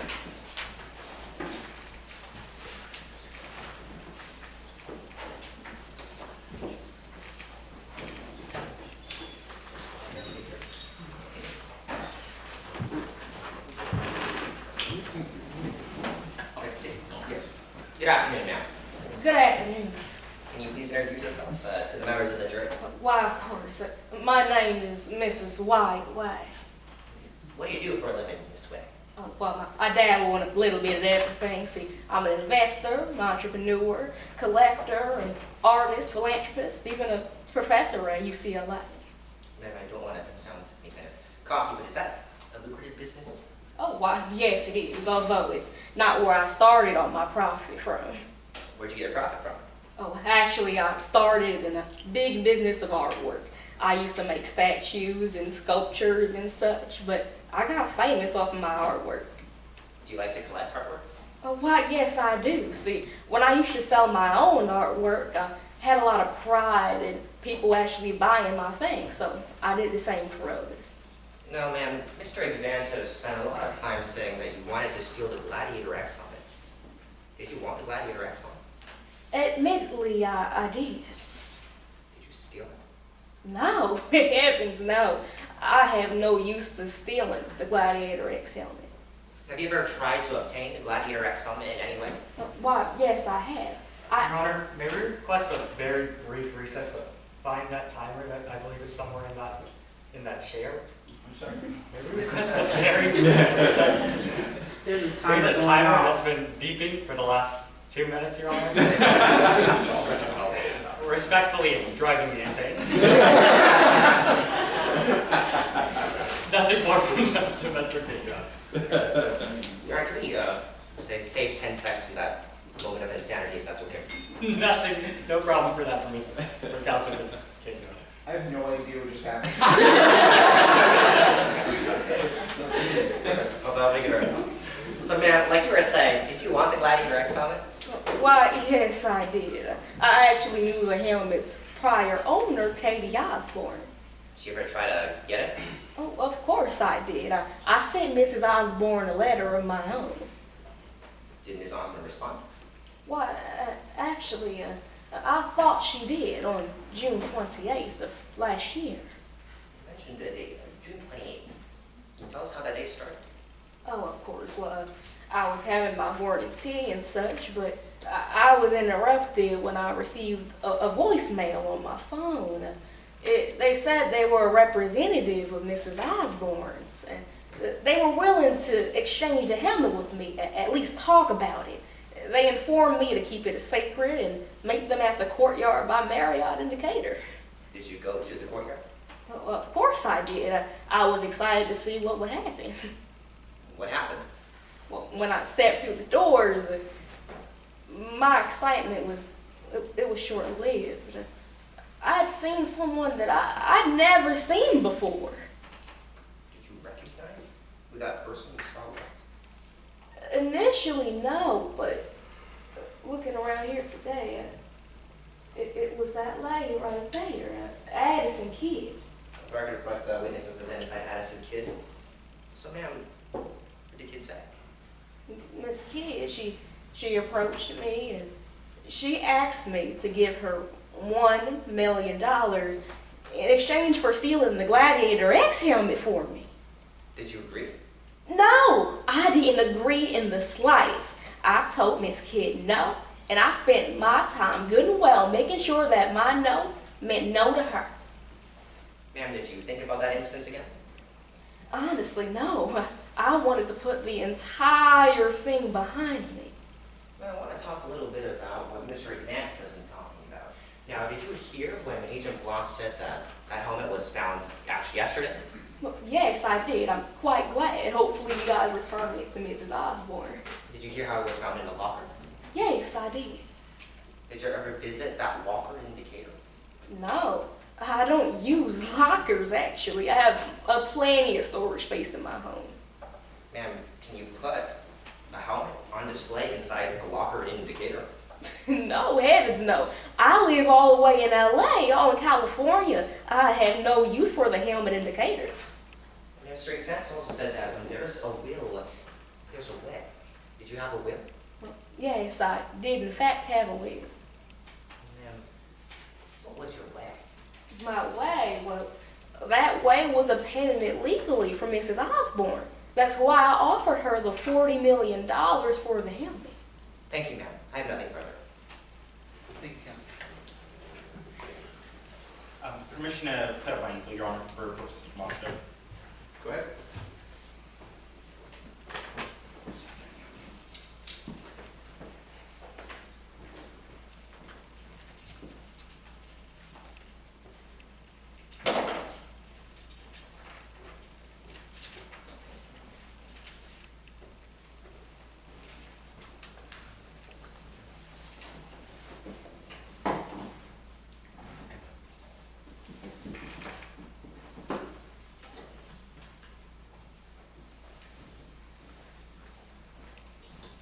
Permission to proceed. Go ahead.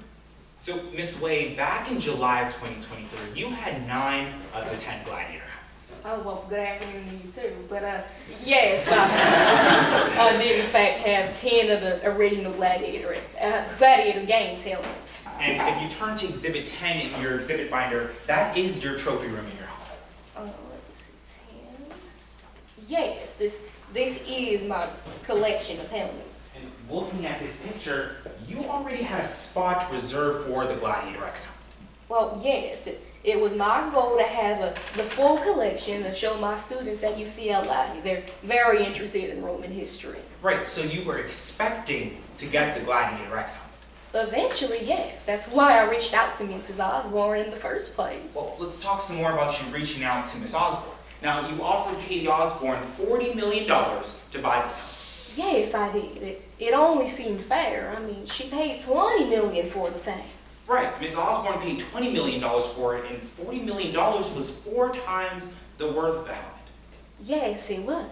But despite you giving 4 times the worth of the helmet as an offer, you never received a response. Why, not directly from Mrs. Osborne, but that June 28th, I thought that was it.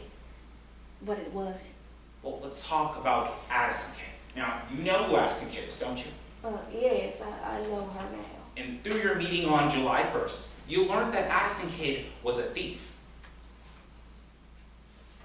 I only know that they were thieves from today. Objection, Your Honor. Substantially more prejudicial than probative. May I be heard? Yes. Your Honor, we agree that Mr. Exantis can say that my client has committed 2 thefts in the past. However, to classify her as a thief would mean someone who's still in continuous stealing and stealing habits. Your Honor, that's substantially more prejudicial than probative because it's going to have the effect that Miss Kidd is still a thief. Your Honor, can I be heard as to that? Well, you will get to be heard on that. Go ahead. You know, I join with Mr. Exantis. The fact is here, Miss Kidd offered Miss Way to steal the helmet. That makes someone a thief. Your Honor, opposing counsel already offered on the record the 2 past criminal convictions of the theft. She stole in the past, she's a thief. What more? That's it. Can you repeat the exact question you asked? Yes, I asked, you learned that Miss Kidd was a thief. I'm going to allow the question, and you can address it on further questions when it's your turn to ask questions. Yes, sir. Okay, go ahead. So you learned that Addison Kid was a thief. Well, I only learned that today.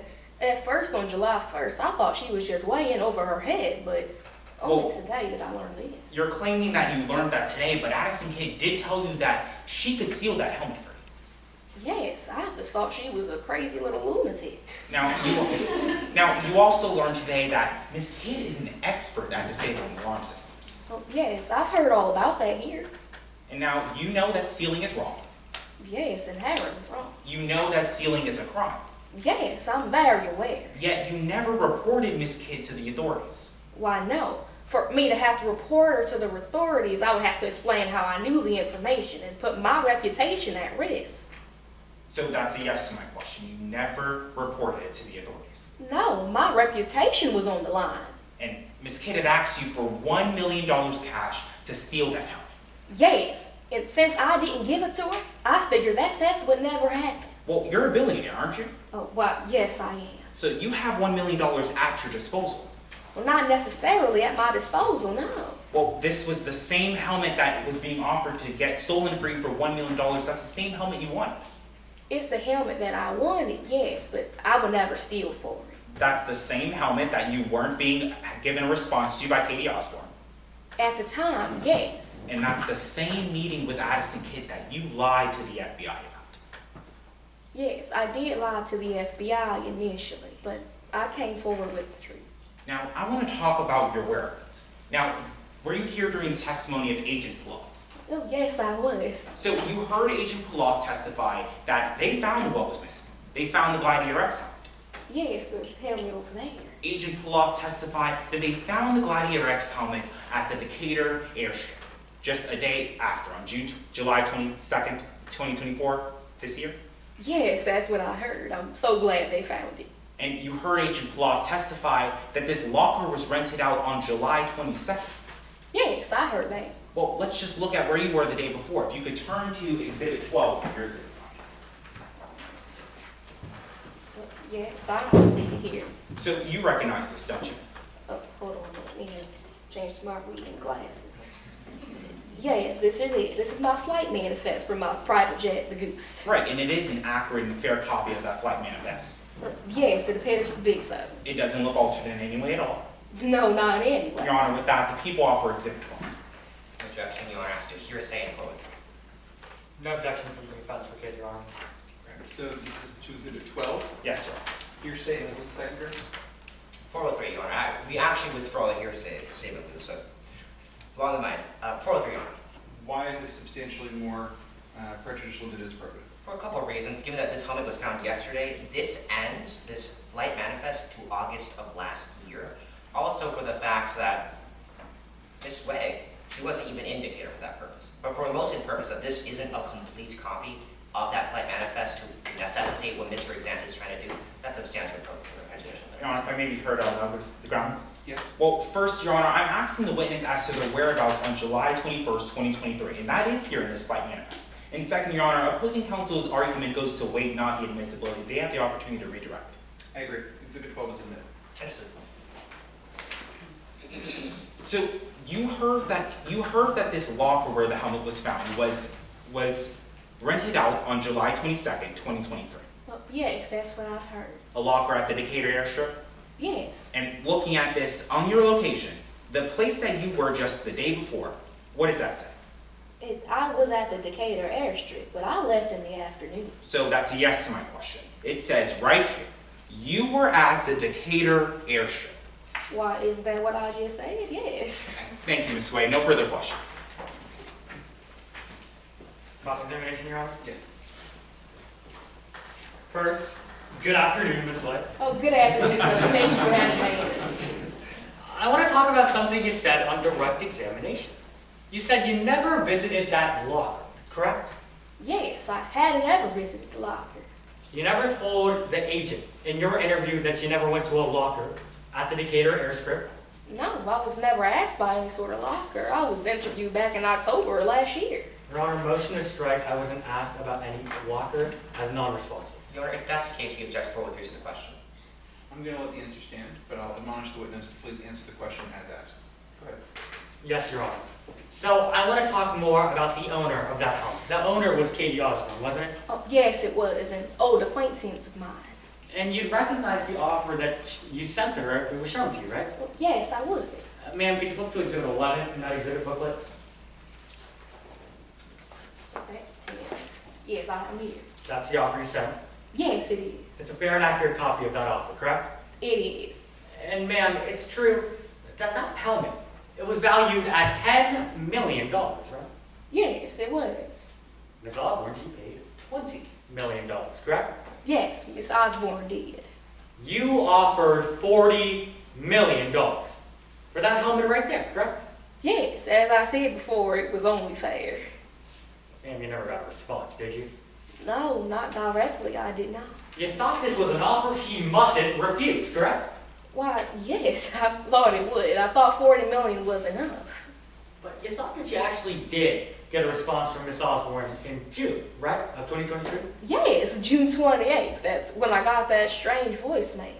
I want to talk about your interview with the FBI and what you told them about that voicemail. Ma'am, it's true that you were asked in your interview if you knew the name Addison Kid, right? Yes, I was asked that. At first, you said never, correct? Yes, but only at first. It's true that you didn't call the police before to tell them that you were meeting with Miss Kid. I'm sorry that I didn't call them before July. Well, ma'am, let me get more into that then.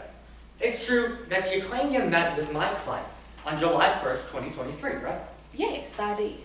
You claim that she wanted you to pay her to steal the Gladiator X helmet, right? Why, yes, that's exactly how it happened. Ma'am, it's true that after that meeting, you didn't call the police, right? No, as I just said before, my reputation was on the line. I couldn't go around calling the police. That's right. And then in your interview with the FBI, you didn't tell them about that. You didn't tell them about that meeting at first either, right? No, not at first, but they were aware by the end of that interview. So I want to talk more about your interview with Agent Poff. Ma'am, it's true that you withdrew $1 million from your bank account on June 8th? Yes. It's true that Agent Poff asked you how you used that money, right? Yes, and I told him that. Could you tell the members of the jury what you told him? I told them that I spent it on tips, donations, other ventures, that I just like having cash on hand. And after Agent Poff asked you that question, it's true that he didn't ask you the question, what donations did you make? No, Agent Poff didn't ask me anything of that nature. Ma'am, it's true that Agent Pollock didn't ask you what dinners you went on, right? No, they only asked me about what lunches I went to on July 1st and 21st. Ma'am, Agent Pollock didn't ask what gifts you gave.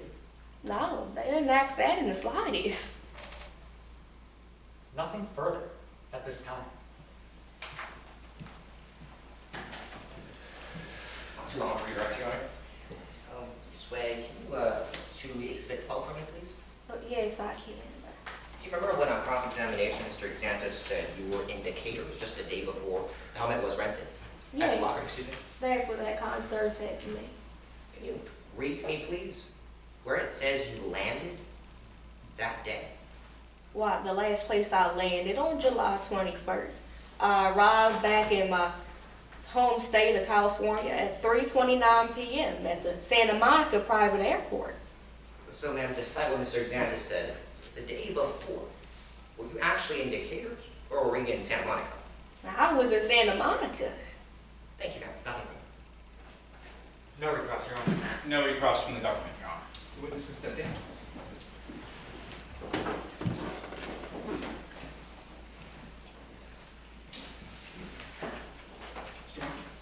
Oh, yes, I was just wondering if we can get a time check. Yeah. Do you have any additional witnesses or evidence? No other witnesses, we rest our case in chief. Okay. How much time does each party have remaining for closing argument? The government has 7 minutes and 20 seconds remaining. Counsel for Ms. Kidd has 8 minutes and 48 seconds remaining. Counsel for Ms. Way has 12 minutes and 12 seconds remaining. Thank you. Are you prepared for closing argument? Yes, Your Honor, we just asked permission to set the law first. Yes. While you're doing that, are the jurors okay to head direct to closing argument? All right. Go ahead.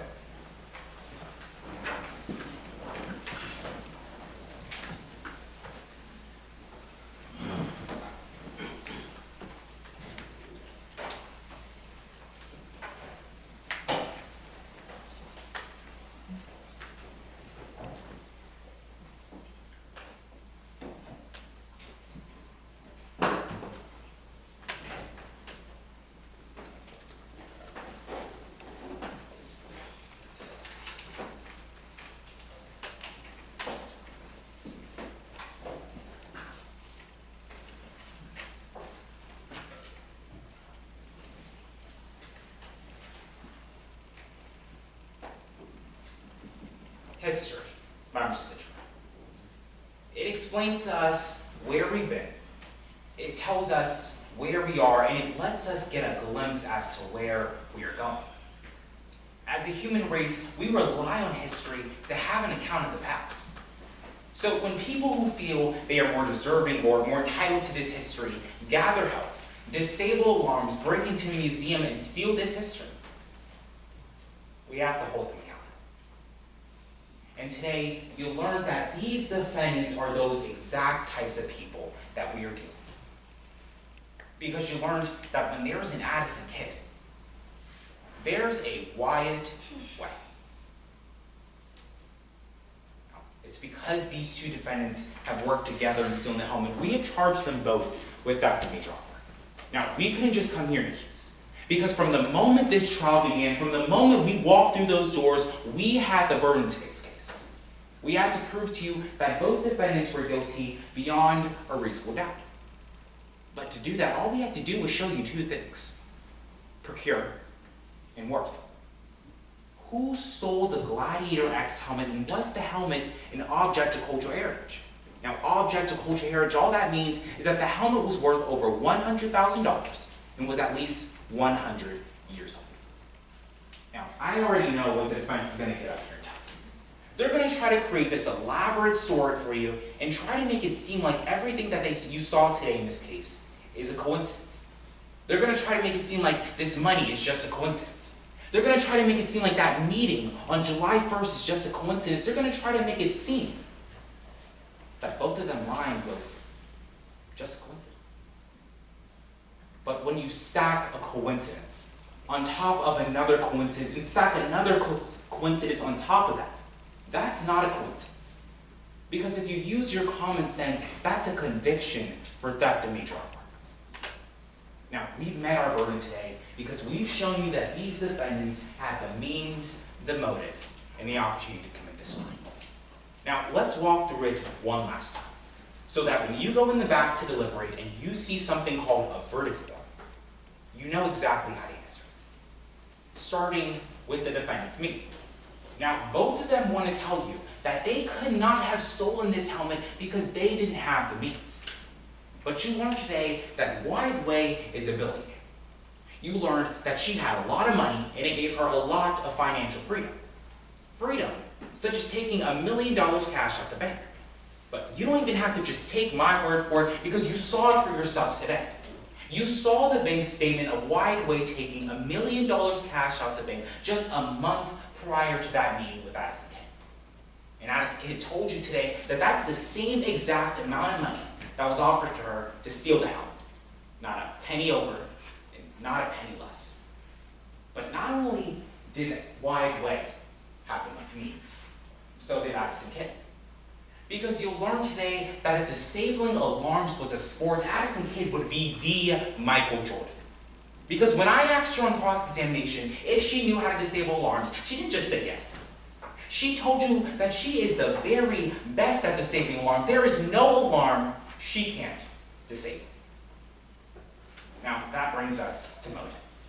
Now, Wyatt Way wants you to think that she didn't have the motive because she would never steal such a precious object such as the Gladiator X. But members of the jury, I want you to remember a picture you saw today. You saw today this picture of Wyatt Way's children. And you saw that even though they had all 9 of these helmets, they were just missing one, the Gladiator X helmet. Now, Agent Poff told you that this helmet is worth tens of millions of dollars and it goes back all the way to ancient Rome. No one can deny that we've already met our worth element of today's charge. But Wyatt Way, she needed that helmet. She needed that helmet so much that she was willing to pay $40 million for it. But you learned that she never received a response. Wyatt Way wasn't going to let that get in the way of getting her helmet because greed has no bounds. Now, that brings us to the opportunity, which is the most surprising of it all because Addison Kid wants you to believe that she couldn't have done this because she didn't have the opportunity or the skills to commit this crime, but you and I both know that that's not true. You learned today that there was $1 million total cash found in today's case. $950,000 in Addison Kid's home, and $50,000 in the home of Chris Wilinsky. But Chris Wilinsky took this stand. She told you that Addison Kid is the one who offered her that $50,000 in cash. She offered her that $50,000 in cash to turn off the cameras at the exact time that Addison Kid was planning to steal. Members of the jury, Addison Kid did not just have the opportunity. She had the perfect opportunity. Now, opposing counsel also told you that what's missing is what matters, but guess what? The helmet's right here. It's not missing. And you learned today that it was found in a locker that was rented out just the day after on July 23rd at the Decatur airstrip, July 27th. But you heard the testimony of Wyatt Way. She told you that she was at the airstrip just the day before.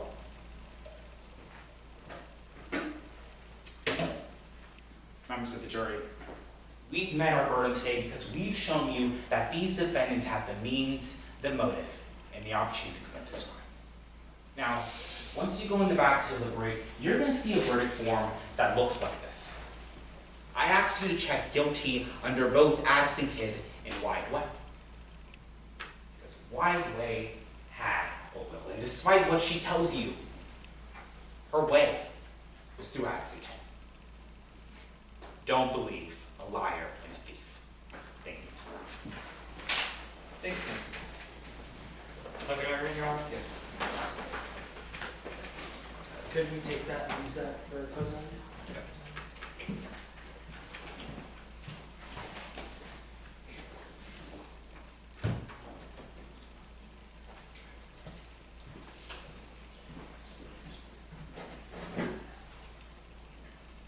Ever see? Yes. What's missing is what matters. The members of the jury saw this on the direct examination of Agent Poff. I'm going to show you very quickly what's missing from this timeline of events. You see, because there's no link between that offer to Katie Osborne and that meeting. There's no link between that meetup and that theft. And there's no link between that theft and those searches. Because members of the jury, everything that the government found was through guesses and assumptions, and they didn't actually have any right evidence. None of that evidence actually really ties to each other unless you're looking through the government's narrow lens. Members of the jury, they can tell you all of this, but if they don't have the evidence to back it up, that's a problem. Because the government, as you heard from Mr. Exantis, they walked through that courtroom with a burden. During every statement, during every examination, they stood before you with a burden to prove their case beyond a reasonable doubt. That's the highest burden in the American legal system. A burden that states there can be no doubt that can be explained with the evidence. Members of the jury, they couldn't meet that burden today. See, as the defense, we didn't actually have to show you anything. We didn't have to prove anything to you today. We just have to tell you to notice the things that were missing. We told you to focus on what they couldn't find and what they didn't ask. Now let's start with what they couldn't find. See, Mr. Exantis, he got up here on closing argument, and he made a pretty big deal about this helmet, which it is a big deal. But what they couldn't find didn't just stop at this helmet. See, not only did it take them a year and a hunch to find this helmet, members of the jury, they couldn't find anything on it. No fingerprints, no DNA, no forensic evidence that incriminated my client at all. And members of the jury, it doesn't just stop at the helmet. It continues to every single piece of evidence you've seen in court today. All of the money, nothing incriminated my crime that was forensic evidence. None of it. All that evidence was missing. And that matters. Second, what they didn't ask. Members of the jury, today you saw how that interview with Addison Kid was supposed to go. We basically showed it to you on that direct examination. Good afternoon. My name's Special Agent Presley Poff. I have a few questions for you. Do you know how much that helmet is worth? Do you have any records confirming your meeting with Wyatt Way? Do you have any security camera footage to confirm your alibi? But members of the jury, that's not what happened. That's not what happened at all. See, the actual interview transcript read like a how-to guide to do absolutely nothing. And if this agent actually asked the questions that he needed to, he could have gotten an answer. An answer that would help Mr. Exantis put on a case. But see, that didn't happen. That evidence was missing. And that matters. See, members of the jury, it wasn't just with Ms. Kid that did not ask those questions. It was with Ms. Wilinsky as well. Because we asked on cross-examination what this investigator actually investigated. Not one question about security camera footage at her home. Not one question back in that time to identify the defendant. Members of the jury, Mr. Exantis had to do it himself because he saw no evidence of this agent doing it for him.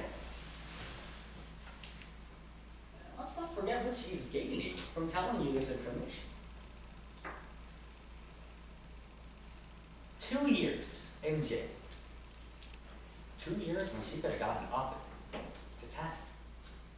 Mr. Rand put it perfectly himself, 8 years of her life back. 8 years to continue staying in the public.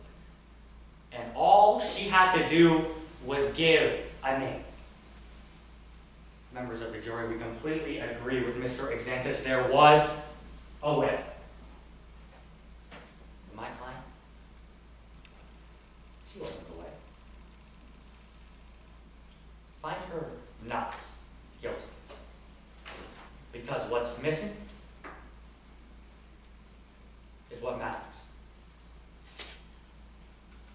Thank you.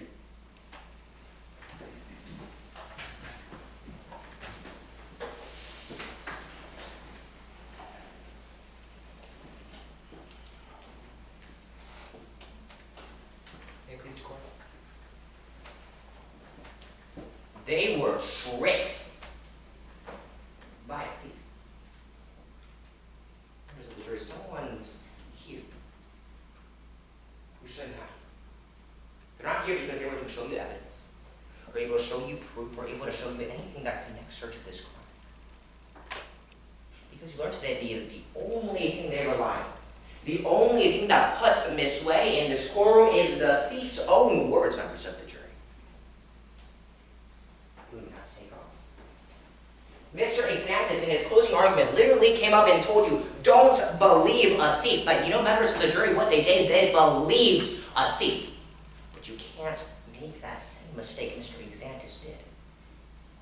You know, it can be difficult and confusing with all those lies and everything that's happened in today's trial.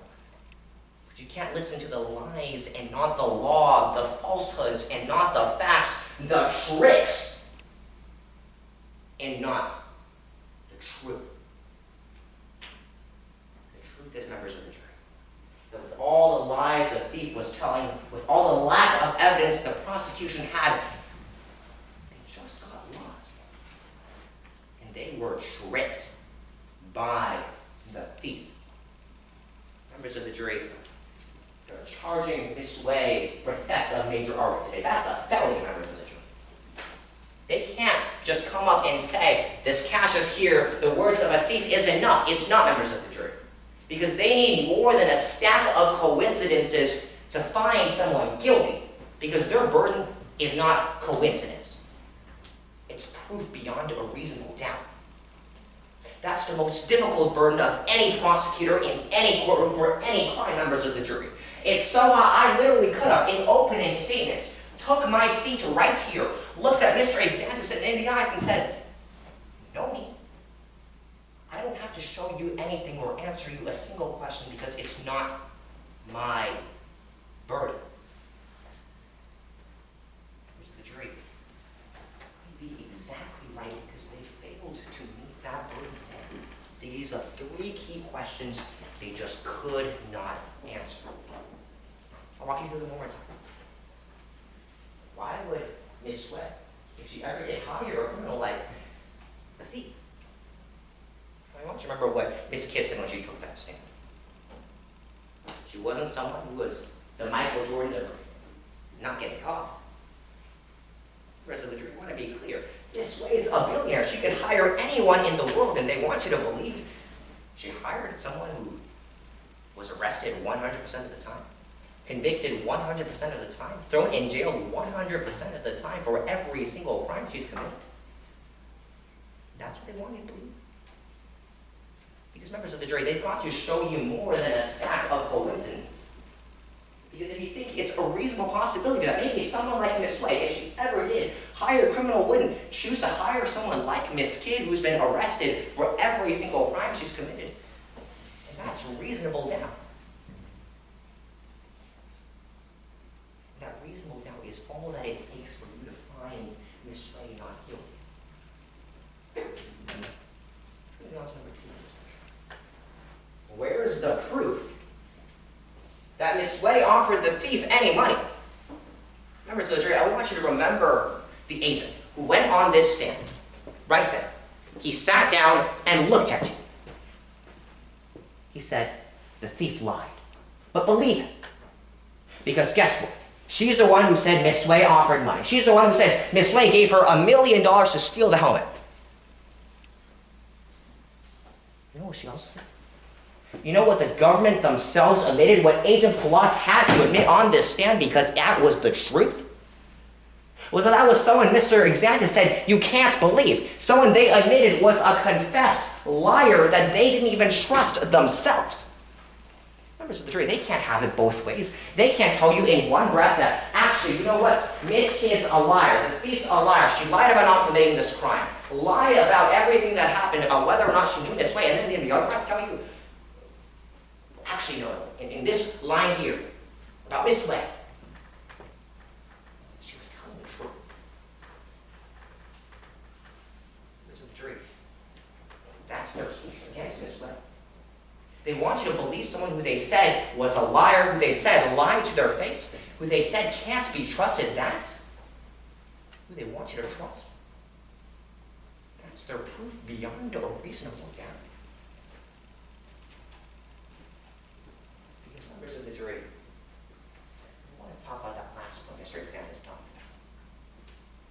about. At home. And it's words. He spent all the cross-examination trying to say that Miss Way was there. That locker was right there. So I ask my third question. Why didn't Miss Way pick the helmet up? Because members of the jury, Mr. Xanthus talked all on closing arguments about how she had a will. We agree. Her will is to complete this collection Mr. Xanthus showed. This single frame that's missing in her house.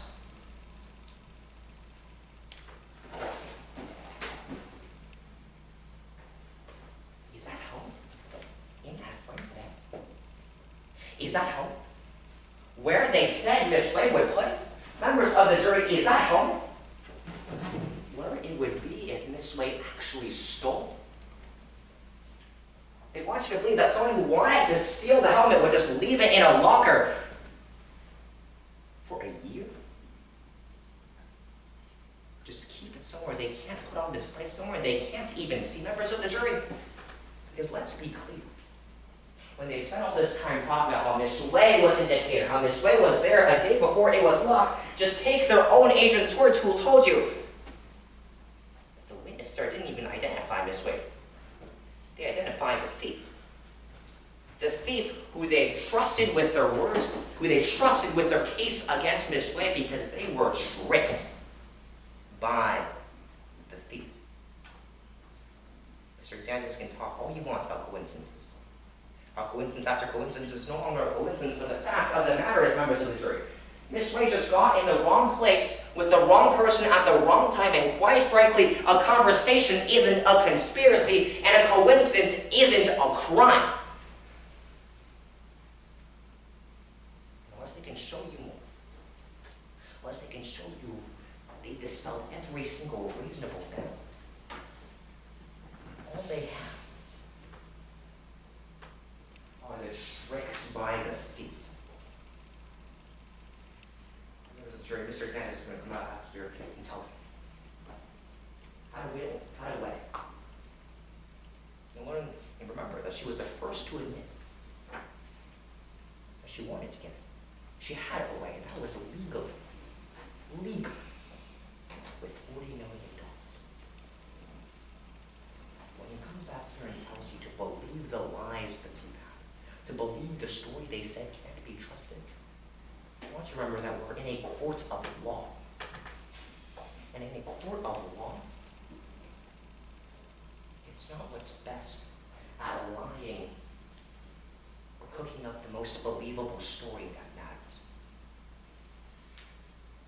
It's the truth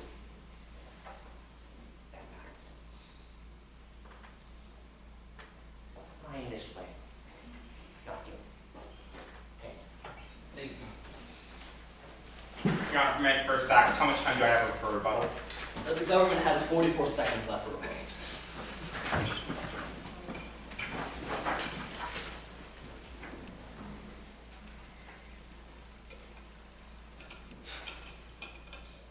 Members of the jury, opposing counsel just came up here and they talked a lot about tricks. But the truth is, only 2 people in today's case have been tricked, and it's Addison Kid and Wyatt Way. Because they tricked themselves when they thought that they would not get caught for stealing the Gladiator X helmet. Now, opposing counsel asks you 3 questions. Why would Wyatt Way hire Addison Kid? What's the proof that Addison Kid was giving money to Wyatt Way, and why didn't she pick up the helmet? Well, you learned that Addison Kid is not only a disabler alarms expert, but she also knows how to steal. And why wouldn't they pick up the helmet? Because they knew that they were close to getting caught. They tricked themselves. Find them guilty. Thank you, Councilman.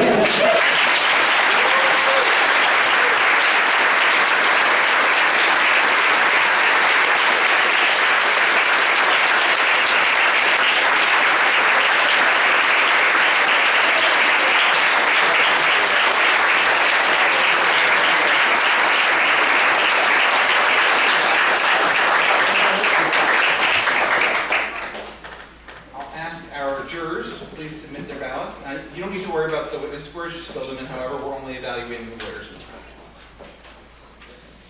I cannot get service to save my life, so should we like walk out to try to see if it'll pull up? Yeah. The doctor's will. Yeah. Okay. Thank you. Refreshing the trials, right?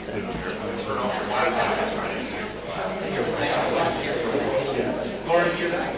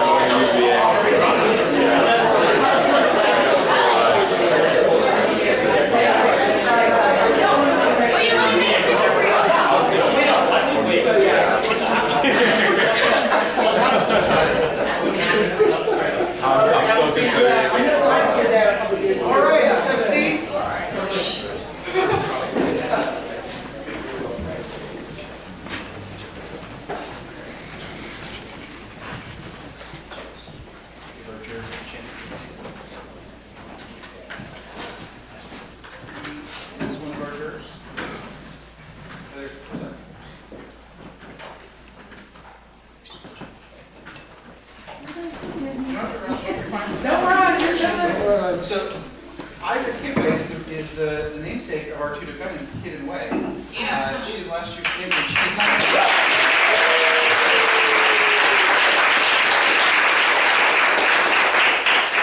So I'm going to ask each of our judges to name their favorite moment, their single favorite moment from the trial. And I'll start by putting Ms. Kidway on the spot. Okay. We'll go from there. From each competitor? Really as quickly as possible. We are up against some time. For each competitor or just one? Just one, your favorite single moment from the trial. Oh God. I was pretty partial to the timer moment. It was driving me insane. Oh my God. How did you not hear that, Professor? And you're I'm cheating a little bit, but my favorite moment was how each of you incorporated each other's speeches into your own. I thought that was very impressive. Counsel for Ms. Way, I'm sorry, I don't remember your name. It was the end of your cross of the first witness. That was my favorite moment. I really enjoyed on counsel for the government's direct when you had the timeline and we had like all three of you basically just, or four of you have like a conversation about objections. That was really fun. Yeah, with the responsiveness and timekeeping moment taken, I would say like when you guys were spamming objections to the prosecution, you tried to deflect all of them as they came. I thought that was probably my favorite moment. I'm going to say, well, good afternoon to you too. That was entertaining. Counsel for Mr. Way's cross-examination had a couple moments that would be hard to pick from. Glenn? I really loved the direct of Grandma Way of a lot. That was very fun. Your Honor? Yeah, she stole mine. I was going to say the good afternoon to you too. That was great, but it's very difficult to pick it. But I agree also on the incorporation of each other's themes. That was amazing. And all three cross-examinations were just absolute top-notch. Can we give a round of applause to our four witnesses to our decision?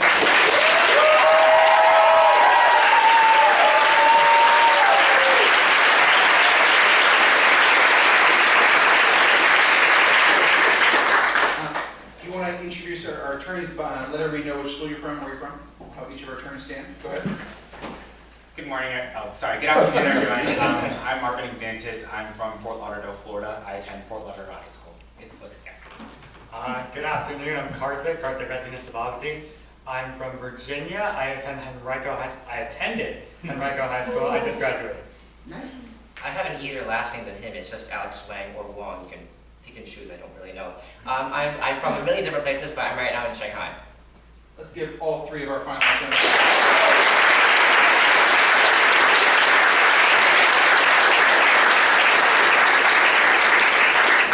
Be seated. I love giving out this award, but this year I'm not going to be the one handing it out. And the reason is the person who we didn't thank at the award ceremony, the person without whom this would not have been the tournament it was, is Will Warhead, because Will did everything that made this tournament run smoothly this weekend. The food, the building, the plentiful judges, the amazing judges, everything came from Will. All the things I contributed were usually mistakes, like not taking his advice about taking the helmet out of the box, and I broke the ice chest this morning. But regardless, this tournament was elevated to a new level when he agreed to host in Atlanta. I'm so grateful that he did, and I'm hopeful that he will present this year's championship.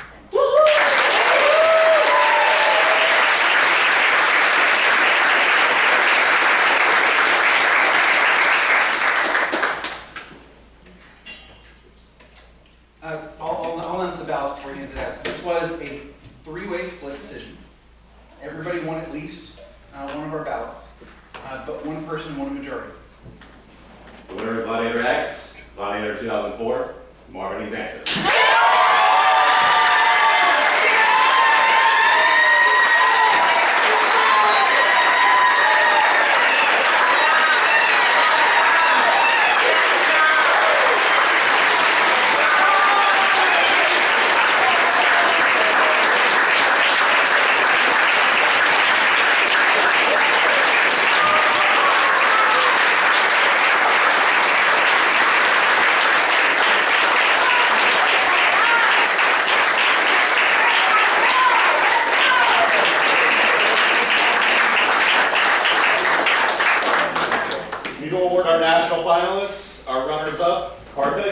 and Alex.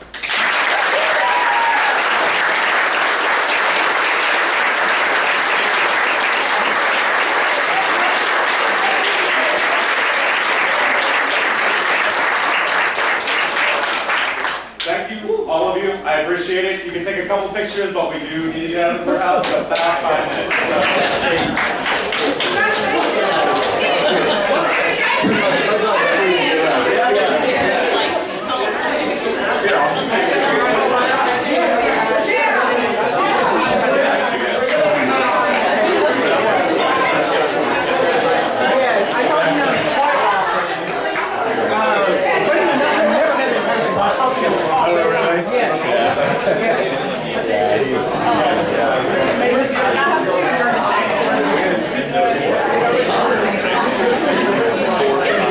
You just asked, they're like, oh, you didn't want to be scores? That's how it does it. How old are you?